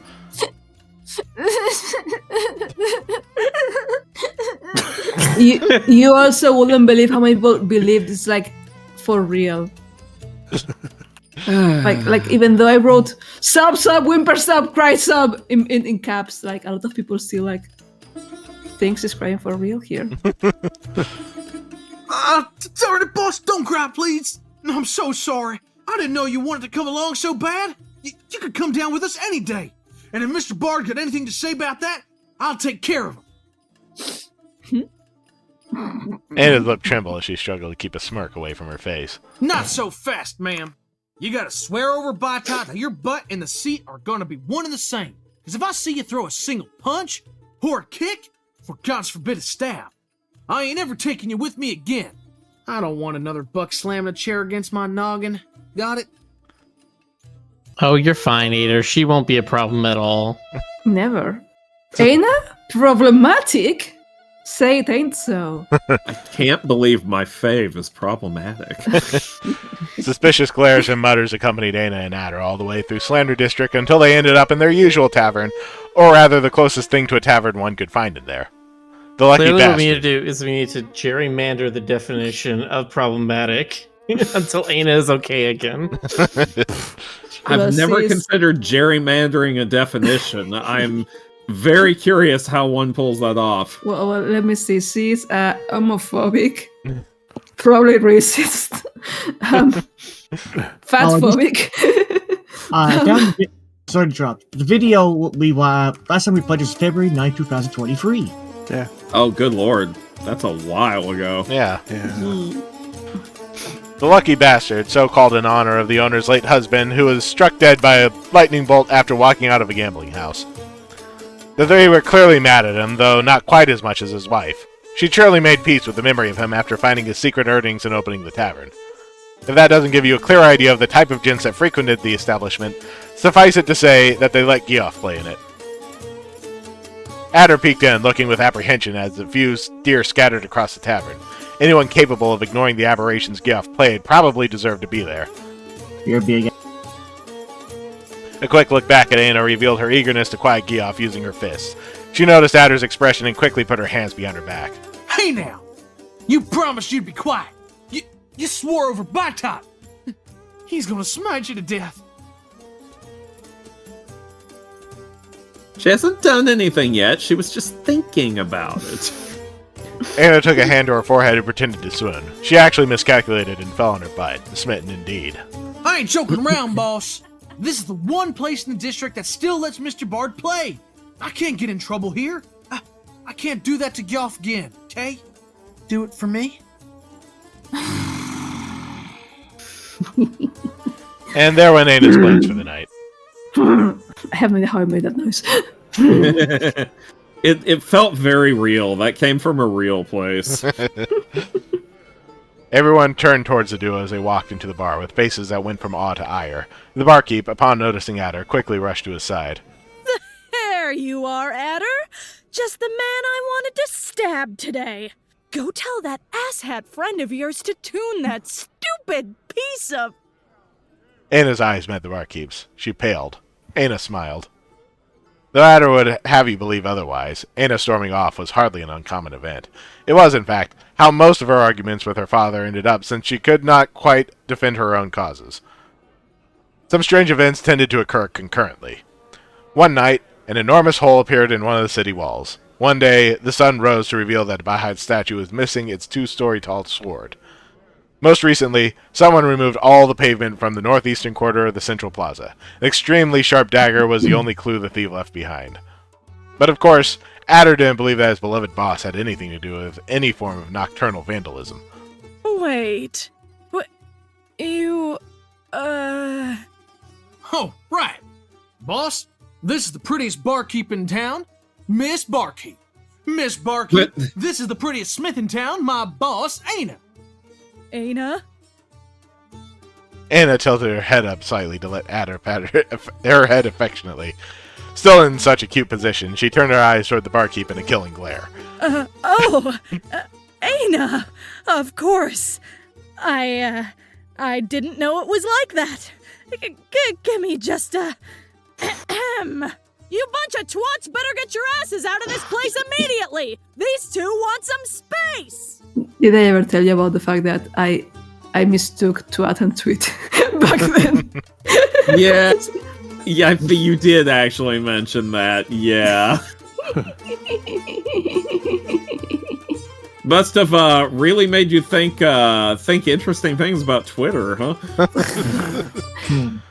There's no answer to the barkeep's order. Ana reached for the hammer on her back. There's no need for that, ma'am. We'll just try to fit in a corner or something. Adder took a deep breath as Ana placed the hammer back on her belt, sending just one last look of disappointment his way. Gauch's barely cohesive poetry became clearer as they reached the back of the tavern, though the bard seemed too occupied with his performance to notice them yet.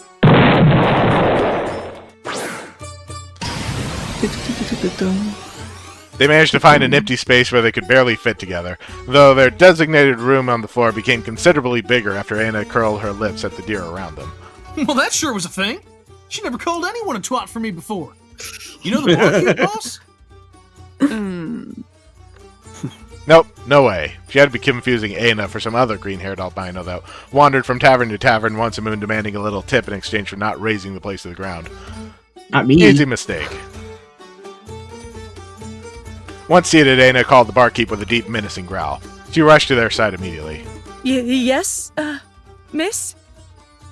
Ana pointed to a cup and raised 2 fingers. The barkeep clearly didn't need a translation, but Ana's request didn't seem to cheer her up as it should have. Make that just one, ma'am. I ain't got enough money. And I don't feel like drinking anyway. But Ana felt like making him drink, of course. She brought out a shiny Doru from Ilgrab's gift, pointed to herself and then to Adder. Oh, that's mighty kind of you, boss. But really, I don't wanna. I said no thanks. Ana tried to push 2 coins into the barkeep's hand, while Adder tried to pull her hand away quite fruitlessly. Ana! What did I say earlier about trying to know what's best for me, huh? I don't always gotta get naked to have fun, alright? Of course. I mean, but listen. Listen. What? Listen, Adder. Listen. Dirt face. Yeah, you do. Look at Ana's dirt face. I love it. He's obviously not having any fun right now, so maybe he needs to get naked. No, again, Maxie, gold mine here. Anyway. Both Ana and the barkeep looked at each other. They then looked at Adder as he pursed his lips together. Get drunk? I mean, I don't gotta get drunk. What do you know? I think I kinda do need a drink. Get me drunk, please. I don't want to think about being naked now. Adder was already bringing himself enough shame, so Ana kindly overpaid the barkeep in a desperate action to make her go away. If I knew anything about making merchandise, I will just make the body pillow. The body pillow version. Listen, I got people I can connect you with. Once the barkeep left, she took one of Adder's hands and pulled it away from his eyes, trying to take a good look at its face. She would have had better luck looking for faces in the mold covering the walls. Doth mine ears deceive me, or is that the tinkling of coins I hear? None other than Geoff finally turned towards him with very calculated nonchalantness, plucking the strings of his perpetually out-of-tune oud. Aina pulled her ears down and sighed audibly. Goodness gracious! If it isn't Ladder, accompanied by the petite patroness no less, of all the miserable taverns in this loathsome city. They both knew that Geoff had been expecting Adder and had clearly seen them walk in, but why say hi like a normal person? Evening, Mr. Bard. I know what time of the day it is, thank you very much. I'm painfully sober yet. Or at least sober enough to recognize a moon in the sky, and a lad eaten up by his misgivings when I see one. Aina, what did you tell Adder to make him wail like that? You know, woe wasn't, is me, so young and I'm turning hard of hearing. Speak up, dearie. Wasn't Misgivings the beauty pageant title that Sepp won? Boo. Ada's teeth gritted one against the other loud enough for Adder to hear. They exchanged a very serious look. One that said, "Don't." A series of strangely precise grunts and gestures followed one another under the expectant attention of the bard. Afterwards, they both looked at Adder until he finally relented. She wants you to keel over and die. Why? Is she too lazy to kill me herself? Sam. It was a question, not an invitation. But of course, that kind of subtlety doesn't fare so well around the likes of you. Anna was considering how to best break Geoff's snout in a single strike, but Adder fulminated the bard with a look before Anna had so much a chance to grunt. Cut me with the sword if thou must, but wound me not with the knives in thine eyes. Not you, Cabbage Head. I know you'll do both gladly. Hey, quit picking on her. Picking on her? Goading her a little counts as a provocation now? 'Tis but a jest between old friends. Very old friends. Aina knows it, doesn't she? Doesn't she? I feel compelled to mention that some people are kind of startled when people treat Aina like a dog, and I'm like, yo, it's been happening like through the whole game. Yeah, it's what we in the business call shad-forrowing. I said quit that, Bard! Me? She's the one that casually throws people out of windows! That's because y'all make her mad. Guards! Yes, see, my friend broke a buck's spine, but that's okay because she was mad!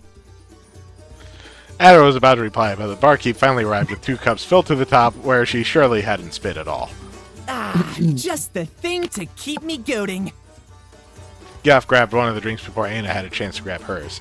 She rose up from her seat, livid. Hold up, boss! Don't go breaking promises so soon! I'll pay you back for that one.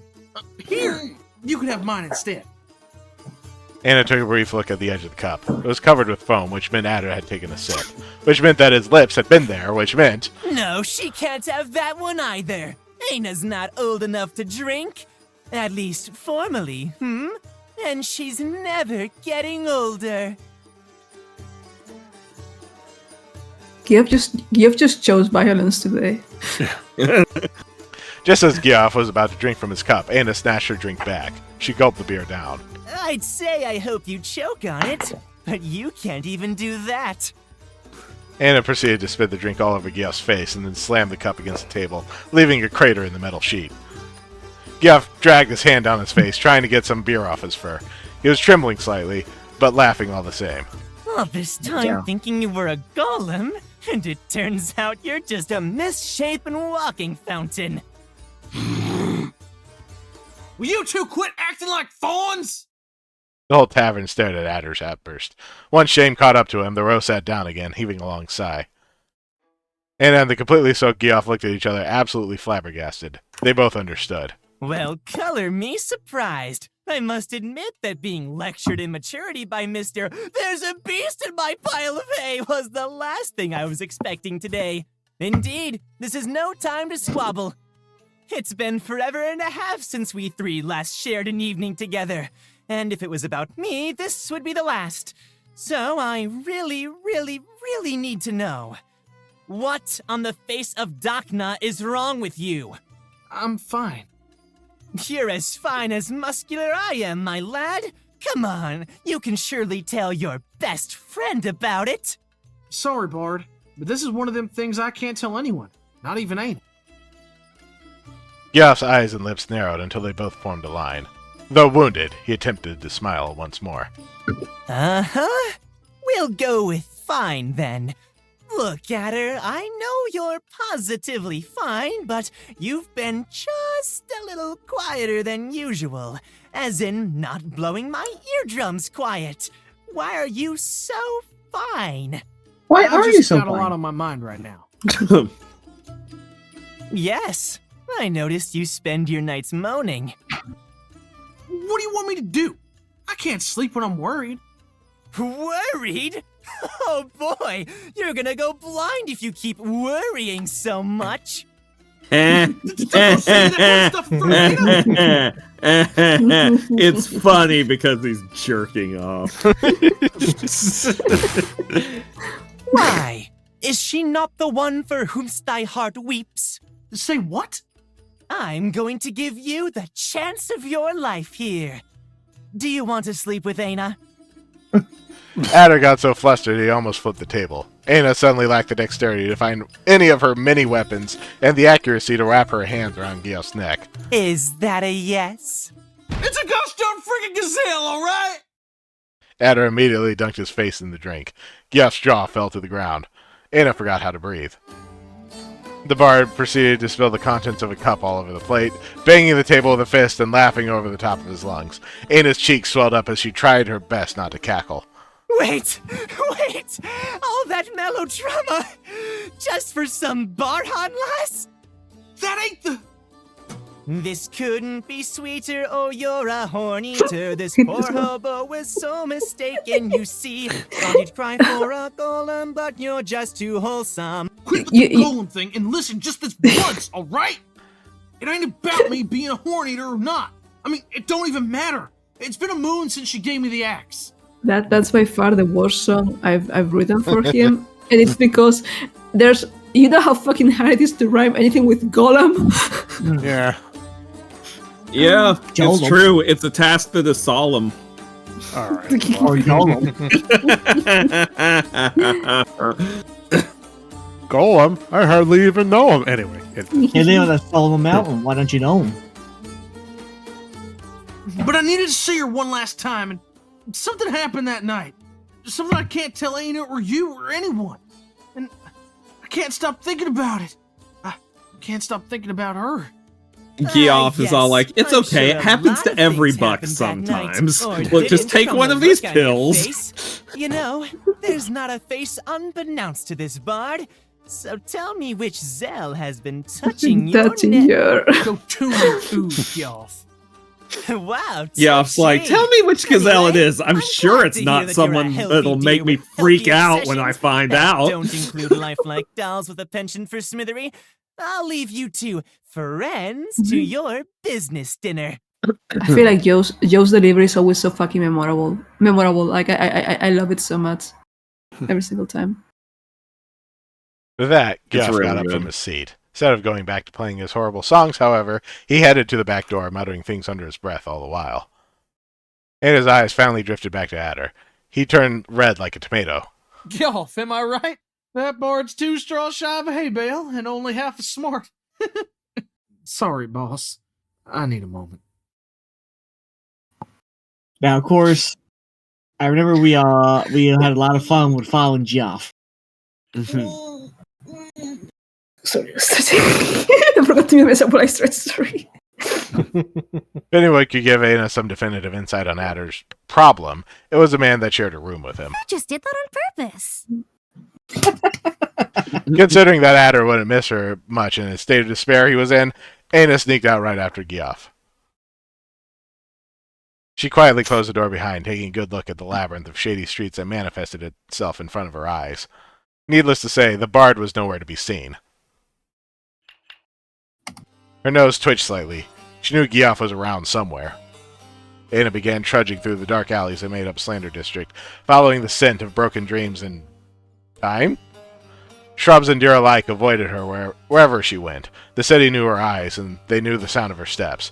Everyone would know if she grabbed a bag and left the city all of a sudden. Not for long, but they would know. And yet she didn't know anything about those people staring at her. They had no names for her, they were just faces in the background. She wouldn't miss them if they disappeared. Aina walked around a corner and nervously walked back, lost in the maze of her own undoing. Perhaps she knew the names of the people that felt the same way about her. Boo! Oh. Hello. Giant Geoff face. Boo. Terror. Aina! It's me! Your pal Geoff! Geoff, son of a guy! Indeed he was, and now the thought of rendering the bard unable to speak another word for quite a while briefly crossed her mind. It was quickly followed by the image of Adder berating her for it. Aina's little inner Adder won the battle. Inner Adder. It was her inner Adder. Yeah. As opposed to her outer Adder? The outer Adder is back her outer Adder is back at the bar. So. Yeah. Oh, so her outer Adder is drinking beer, batter. Fuck, I got nothing. Beer batter, that sounds good. Adder, holler batter. Beer battered outer Adder. He put Geoff back on the ground where he struggled to get his breath back. Losing the only person that was better than her and sneaking around would almost be a shame anyway. What? That's it? Wow, you've really gone soft, shorty. So, what makes you follow a handsome rogue down a dark alley? Are you that heartbroken? Aina covered her left eye with a hand and then shrugged. Ah, Adder. Yeah, well, isn't it obvious? He's love-struck. Or love-lorn. Love something. And I'm ecstatic to hear that it's not for you. Strangling Geoff suddenly became a #1 priority once more, until she realized that he looked as uncomfortable about Adder's ordeal as she did. Aina knitted her eyebrows together. She could barely believe what she was going to do. Gathering all her strength to quiet down her more violent urges, she pointed at Geoff, then shrugged again. Me? You want to know what I think? Ugh, Aina, you can't just be nice all of a sudden. It's too weird. Ugh. Yeah. Look, I just hope that his heart is hurting for a nice kitchen maid, not that spoiled little... Geoff muttered something to himself. Then he took his hand to his chin, humming quietly. Where did that dumbass even find the time to find a lass, though? I recall we went looking for you. I met a guy, and that's where I drop off the face of Dakna. What do you I have, met a shorty? guy. We had a completely non-sexual platonic conversation because I'm definitely not coded as gay. And Aina tried to think. Not coded, kiss the whole book. Aina tried to think back to the day of the fair. The night she spent wreaking havoc, of course, and the next morning Adder lectured on her as usual for running away without him. But the day of the fair, she recalled Adder talking about some gazelle, and she remembered calling him a horn-eater, and perhaps all the secrecy was her fault somehow. But that really gave them no clues about her identity.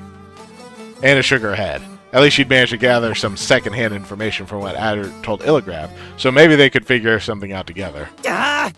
Okay, maybe he just didn't say she was a gazelle, but he surely talked about her. What would an idiot in love say? Poems. Her mien. Did he talk about the marks on her face? Or her hair?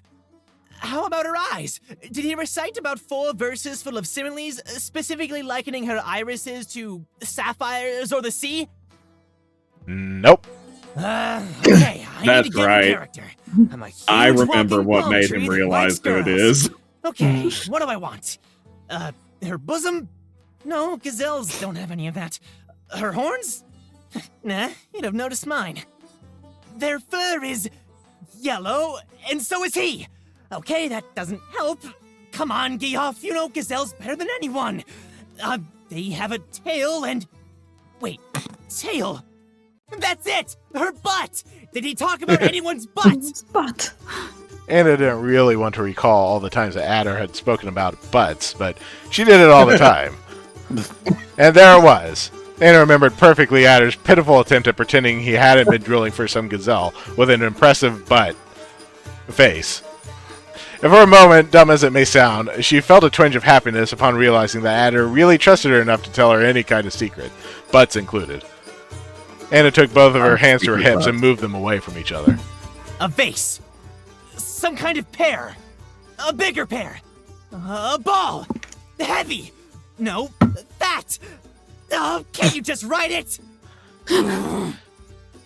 Tired of the pantomime, Anna simply pointed at her butt. Giof's face turned into an expression of pure, unadulterated horror. He mentioned a gazelle's butt? Wait, there's more? He said she was strutting her butt? Oh, gods, no! Not my sweet little adder! Not my saps! No! That has to be illegal somehow! Oh, gods, no! I'm sorry. It's as legal as... Now we know what Gioff really is. An anti-shipper. All right. Breathe in, breathe out. Keep your temper in check, Gioff. Okay. Remember when I said that I'd be fine with him being with anything but a golem? This is the exception to the rule. I'll give you my blessings, I'll play at your wedding, I'll do anything you want. But I beg you, no, I implore you, keep her away from him, or else they'll... Oh, God, no! I'm imagining it! My dude, it has already happened. Multiple times. Every position in the Kama Sutra. Right now. I'm going home. The kids, the gods, DNA, I have to tell the Taylor. power. No, wait, no, he mustn't know. A sudden concert of harmonic bells is the last thing one should expect in the slums. And yet, a one Barhan band hurried in their direction. Gioff wasted no time. Get your hands off my lad, fat ass! What did you just say? Anna lacked all of a sudden mental capability to point at the culprit hiding behind her. There was too much on her mind. I don't have time for this. Let me write that down somewhere. Meow, meow, meow, meow, meow. The gazelle ran away, trying futilely to hold the bells that hung from her sash together so they'd stop ringing. All right, that feels a lot better. Come on, Cabbage, we have to head back to the tavern. It's time for you and I to get back to work. Let us never speak about this again. Should be easy, hmm? Oh, by the way, I'm keeping this as a consultancy fee. Gioff shook Anna's coin purse eagerly. She was kind enough to just bend his arm the wrong way instead of removing it from his body, since it wasn't her money anyway. There you are! You won't catch me alive! Gioff ran in the other direction, slamming the door behind him. The three remaining clients in the tavern watched him go without saying a single word. He Well, there goes bravery. must have taken you for a tax collector. How uncivil. So, back to the topic at hand. Right. Hey, Aina, come here. This one here was just asking about you. Oh, that's right. Get He was this. recast. He I thought forgot. I was your patron. I said master. Hold up. I think I see the confusion. You mean the good kind of master or the bad kind of master? Because I'm neither of them. I'm just Aina's little potato boy. I really need like every take he gave of the line. I'm just saying his little potato boy. Good delivery. Anna couldn't afford to lower her guard for 1 second. That fallow deer staring at her so intently could very well be a spy from Heirloom Traders Guild trying to get some information from Adder. So, do you two know each other or something? We absolutely do not. You may call me Burbith, if you must spend your breath discussing anything other than this beauty. Look at that skin. Porcelain could never be this pearly. gods above, is that alabaster? Adder and Aina shared a confused look while Berbeth kept rambling. Is he hitting on you?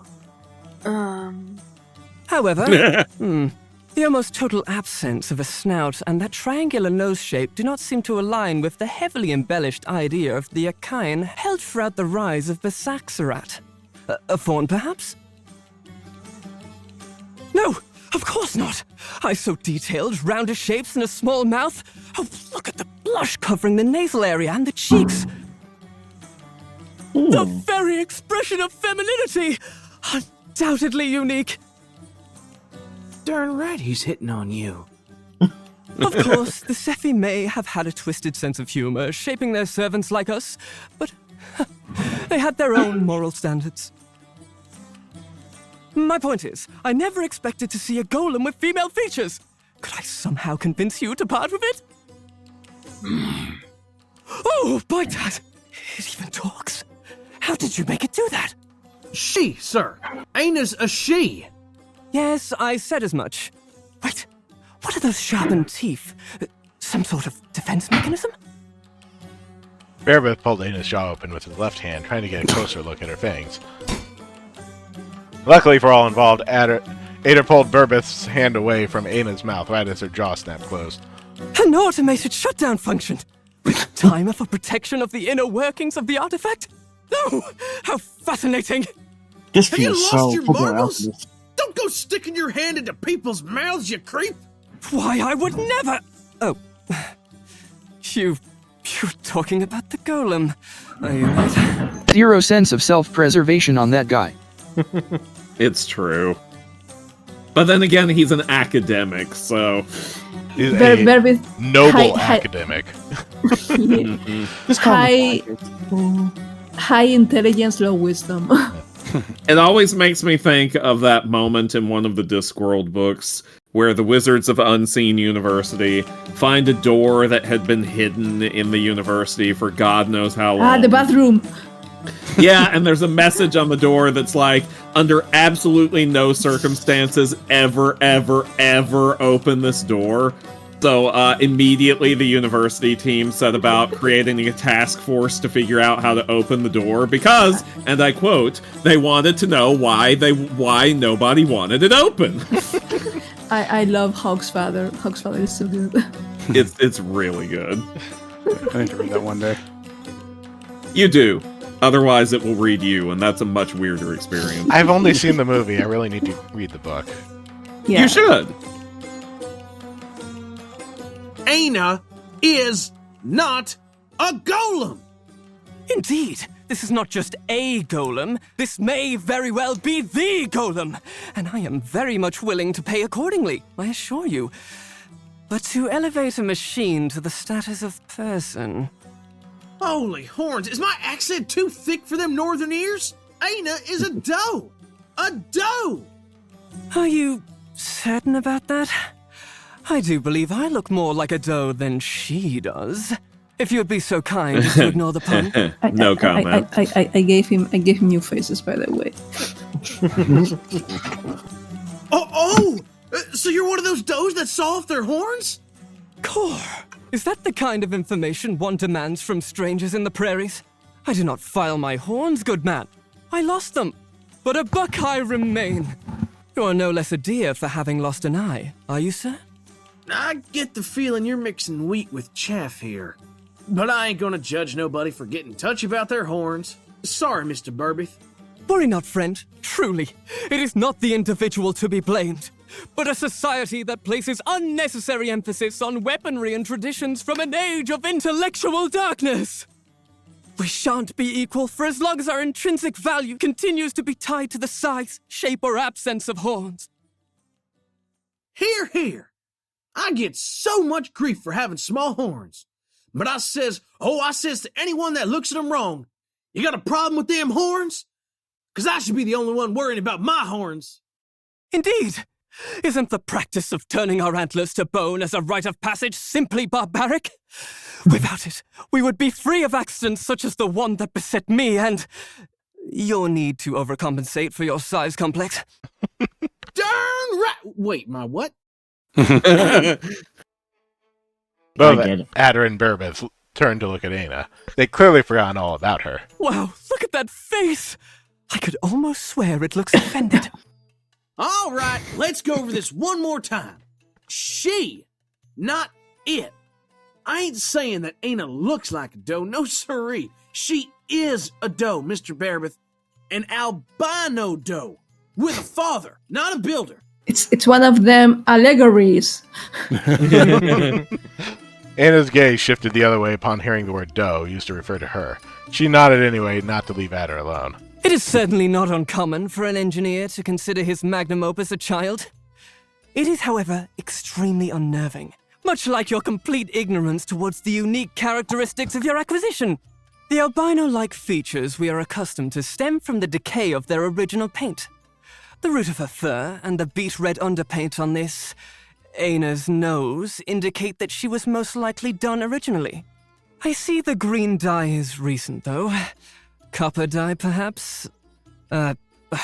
Bold choice. Certainly not one I would have made myself. With all due respect, sir, do you understand the kind of chemicals you're exposing your golem to? Adder stood still. So very still, it would seem he had turned to stone. Then the stone began moving. He got up very slowly, putting both hands on the table, until he was fully standing like the towering mass he was. You could call her my boss. You could call her my friend. You could call her a zillion bad names, and she'd be all of them and more. But by God help you if you call her my golem again. Adder's scream almost sent Bearbeth's glasses flying. Panting and clenching teeth was not an expression befitting a boy so sweet. Aina put a hand on Adder's arm. The boy stared at it for a moment before carefully shrinking back to his place on his seat. If your eyesight is as bad as I suspect it is, perhaps you should consider acquiring a monocle, friend. Or a relaxing cup of hemlock tea, both of which would do you much good.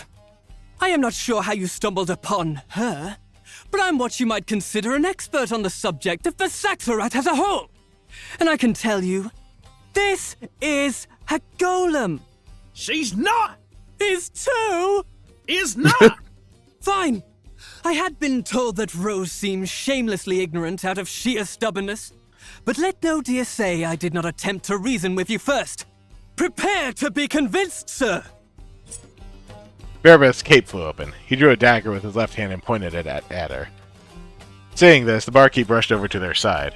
Stop that, you halfwit! They're gonna destroy the tavern! Who? That fool?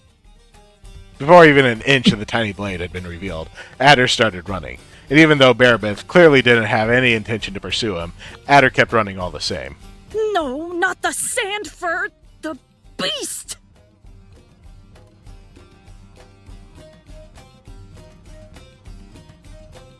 Oh, not this again. Please. This is a golem. Honestly, this is why we need more publicly funded academies. Aina glared at Bearbeth with all her strength, but she'd promised not to cause a ruckus. All she could do was stand up to watch our brave buck immediately head in a panic to the other end of the room. A knight that ran in the opposite direction whenever he saw a pointy thing. Some night that would be.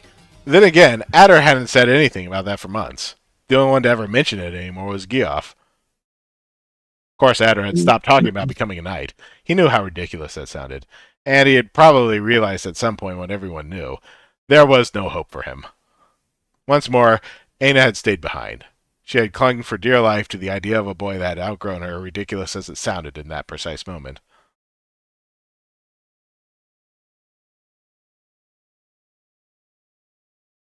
Aina sighed to herself, finding the whole situation rather underwhelming. She didn't even react to Bearbeth's approach. The so-called golem expert cut a small gap on Aina's trouser leg. Now face the irrefutable proof! Look at this! Wait, where are its joints? Maybe the other leg. No, over here? How about up? Keep going. Wow. Keep going. You'll find them eventually. I have faith in you. Keep going. Gross. Thank you, Adder. Well,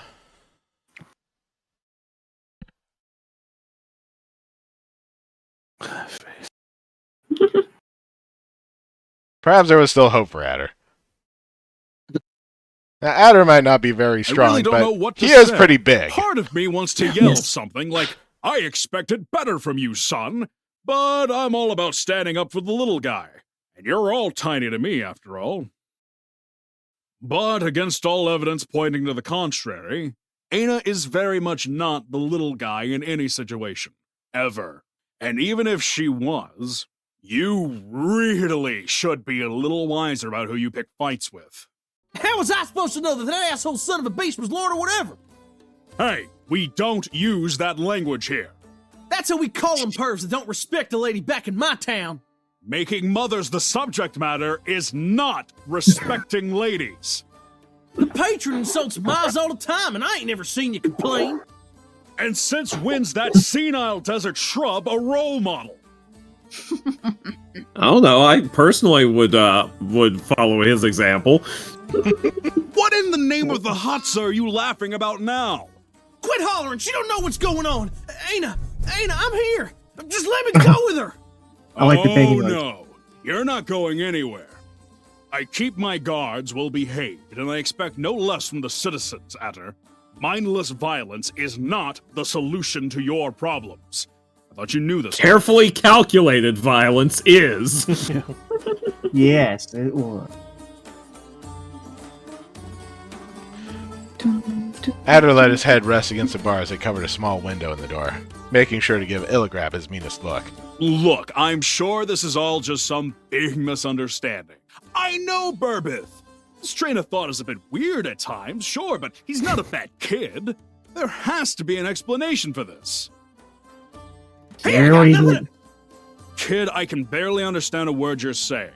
You're gonna stay here thinking of what you've done until Burbith wakes up. If he wakes up. Come on, Aina. It's time for you to go home.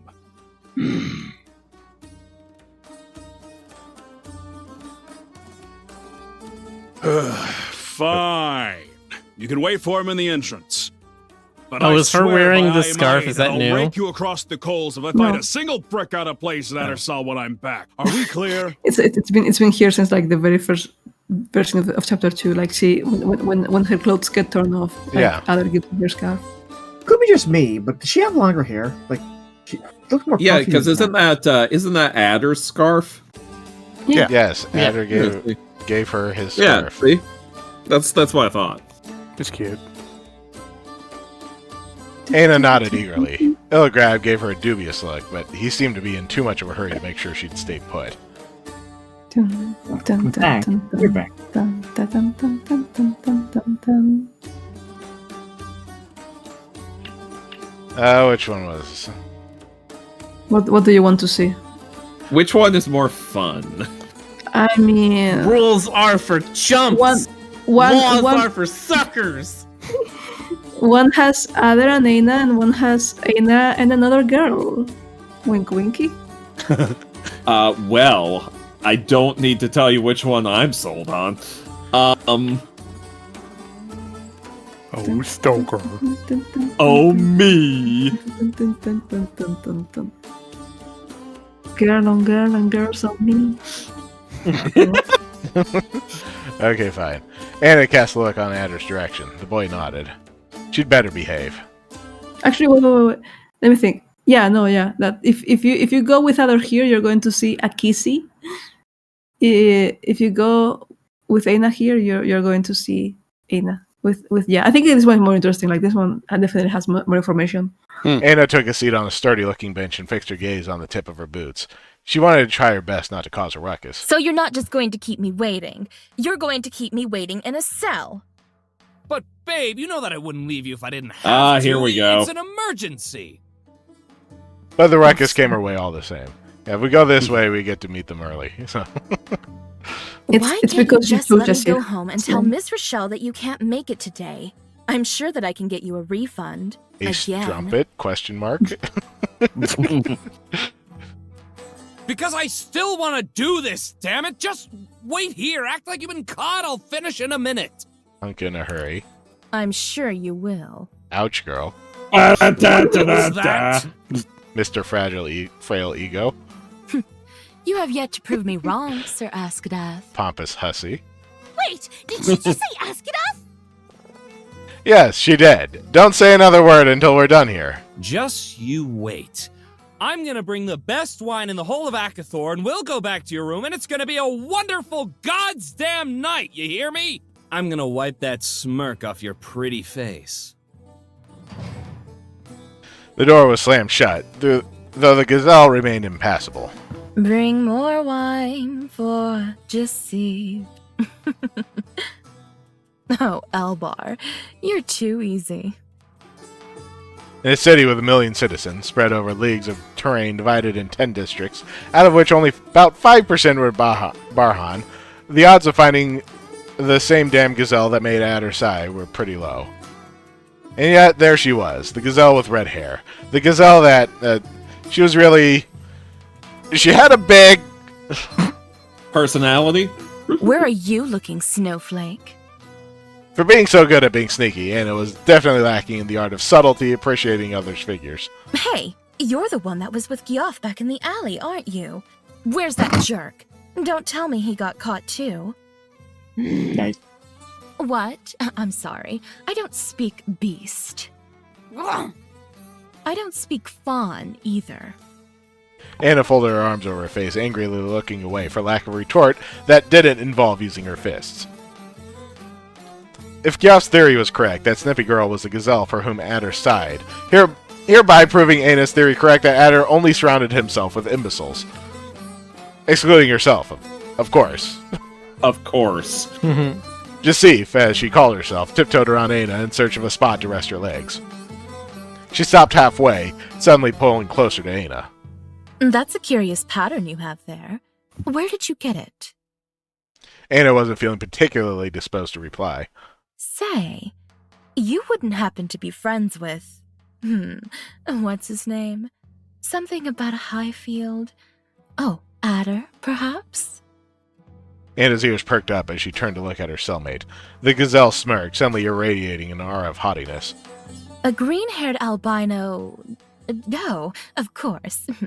He told me quite a bit about you. His beloved boss, Iona. Jaceve's line of sight led Anna to her favorite hammer, which she had so lovingly signed, back when Siranar Ino hadn't yet been given different phonograms. Another reminder of the passage of time, for no Barhan worth their sand would have stooped so low as to become familiar with such a simple alphabet back in their day. No, that doesn't sound right. Aina? Wait, Tasena? The gazelle stared at her wide-eyed, incapable of stopping 1,000 conflicting thoughts from revealing a little spark behind her cynical eyes. An excited young girl emerged from her broken facade. The daughter of the merchant, yes! My brother had a huge crush on you. He begged and begged Mom to bring you home, and she even offered your father a hefty sum to buy you. But that was when she thought you were a golem, of course. Do you remember her? Thar, wife of Igai? Or me? Any of that at all? Have you forgotten me too? Anna hesitated. She had a feeling, a hunch rather, that she should have cared, that this was important. Something told her that these were names that she would have known had she been the Aina this gazelle clearly knew. But she wasn't.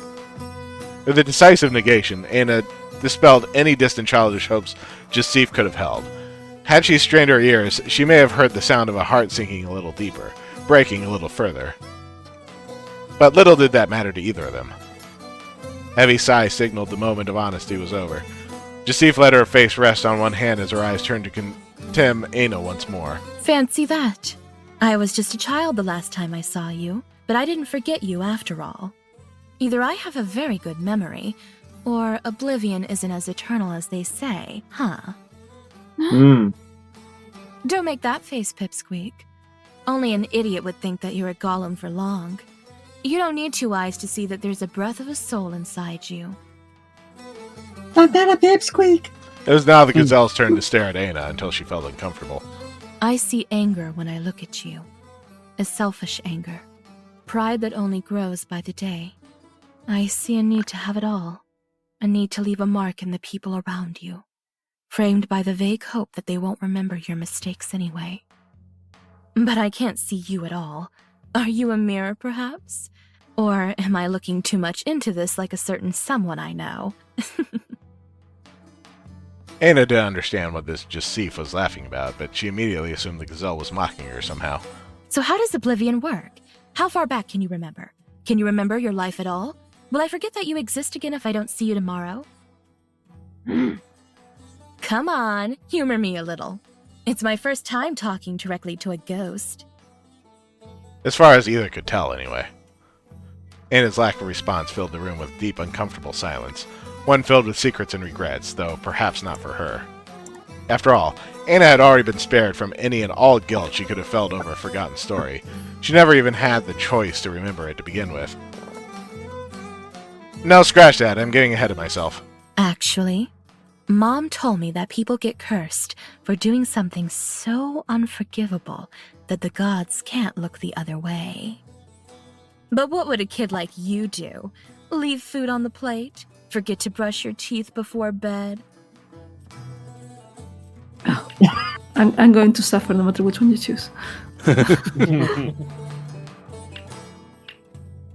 was a survey for this. Gotta insult the butt. But. I think we did that last time.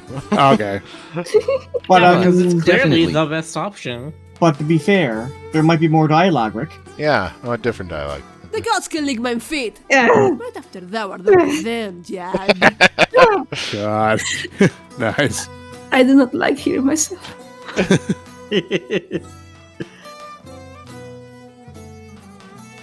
One second. Wanted to see what happened if you insulted her butt. Actually, I think We did that last time. I think that's the wrong audio file. Actually, now that I'm hearing it. Oh snap! Well, I'll make a note of it. Yeah. File a bug report.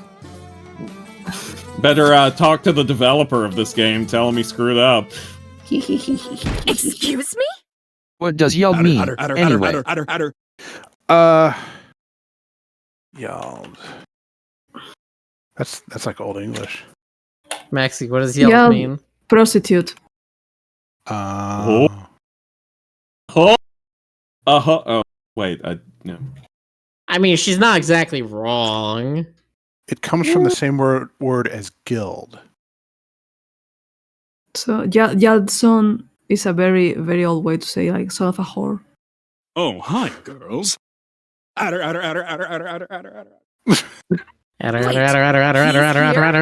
How did he even... Ugh, never mind. Where's that idiot Elbar when I need him? Jasif paced back and forth, muttering things under her breath as she looked at the door. But the smith didn't hear any of that. Her mind had stopped functioning altogether. Aina hadn't even opened her mouth. How did she even... You, Cabbage Head. Make sure Adder doesn't do anything rash. Her imperative voice echoed in Aina's mind, clouding every other thought. She suddenly felt obliged to comply. From the way to the right. Adder. Please tell me you're still there. Illigrab nearly slammed Adder's cell door open. He finally stopped saying Adder upon seeing said boy calmly sitting on the bench. Hey there, lad. I have some good news and some bad news. Which do you want to hear first? The bad? The good news is that Burbeth is alive and well. He'll wake up soon. Bad news is, you and I are going to be taking a stroll to the marketplace. How's that bad? Are you familiar with the words, attempted magnicide? Don't worry, I'll explain on the way. Up we go! Hold up! What do you mean by public execution? Like gasp. He meant, of course. What was that? Nothing! Tell me what happened next. Right. Well, Adder and Illigrab. Lynn? All that talk about food made me hungry. Great sign that you returned to your parents for the day, then. That's, no! We can't stop here. I don't want to go until you finish the story. What if your old butt crumbles to dust tomorrow and I haven't gotten to hear the end of it? Adder turns into a knight, someone messes up his name at some point, and you're eventually born. The end. Don't go! Please! I'm going to write even faster. Fine, but I'm not letting you starve. By the moon and all its children, where am I supposed to find milk now? Milk? What? Isn't that what fawns eat? What? I'm not a fawn. Sure you are. What are you, 2, 3? I'm 14. See? A kid. I'm not even sure you're old enough to hear what happens next. Yeah, but we are, and I need to hear. Age doesn't matter here. I'm a gaze reader. You wouldn't believe the things I've seen inside people's minds. That's fair. I can understand that. See, there's this one goat with a broken horn. No, I don't want to hear it. And then she asked me to foresee if the other girl had managed to pull it out of... I said I believe you! Ah, gods! This is why I hate mortals. One day you're all cute and tiny and full of hope and pulling on my ears, and next you're suddenly 2 heads taller than me and thrice wider, and you only know how to talk about... What's that look for? What are you? I am very done with this conversation. Chapter 3.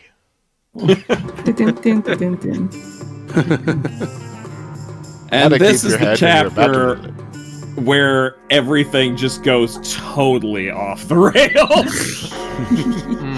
I mean, what are the rails to begin with? What would you say? What rails there rails. were? What rails there were are gone at this point. And so the bell tolls. Yeah, for some reason, like he was some hanged. don't disappear The in the menu. And so other died. And The end. Yay! R.I.P. Okay. Everybody we are- lived happily ever after somehow. well, I mean, he's going to be happier by being dead right now than whatever happens next. So, Oh, good. Now I don't have to worry about all the bad things I do anymore. All right. We are rating Motosaur. Maxie, thank you as always for joining us. thank you for having me. Indeed. And we will catch you next time. Yep. See you next time, Good night, everybody. Have a good everybody. night. Take care. Good night, Bye. everybody.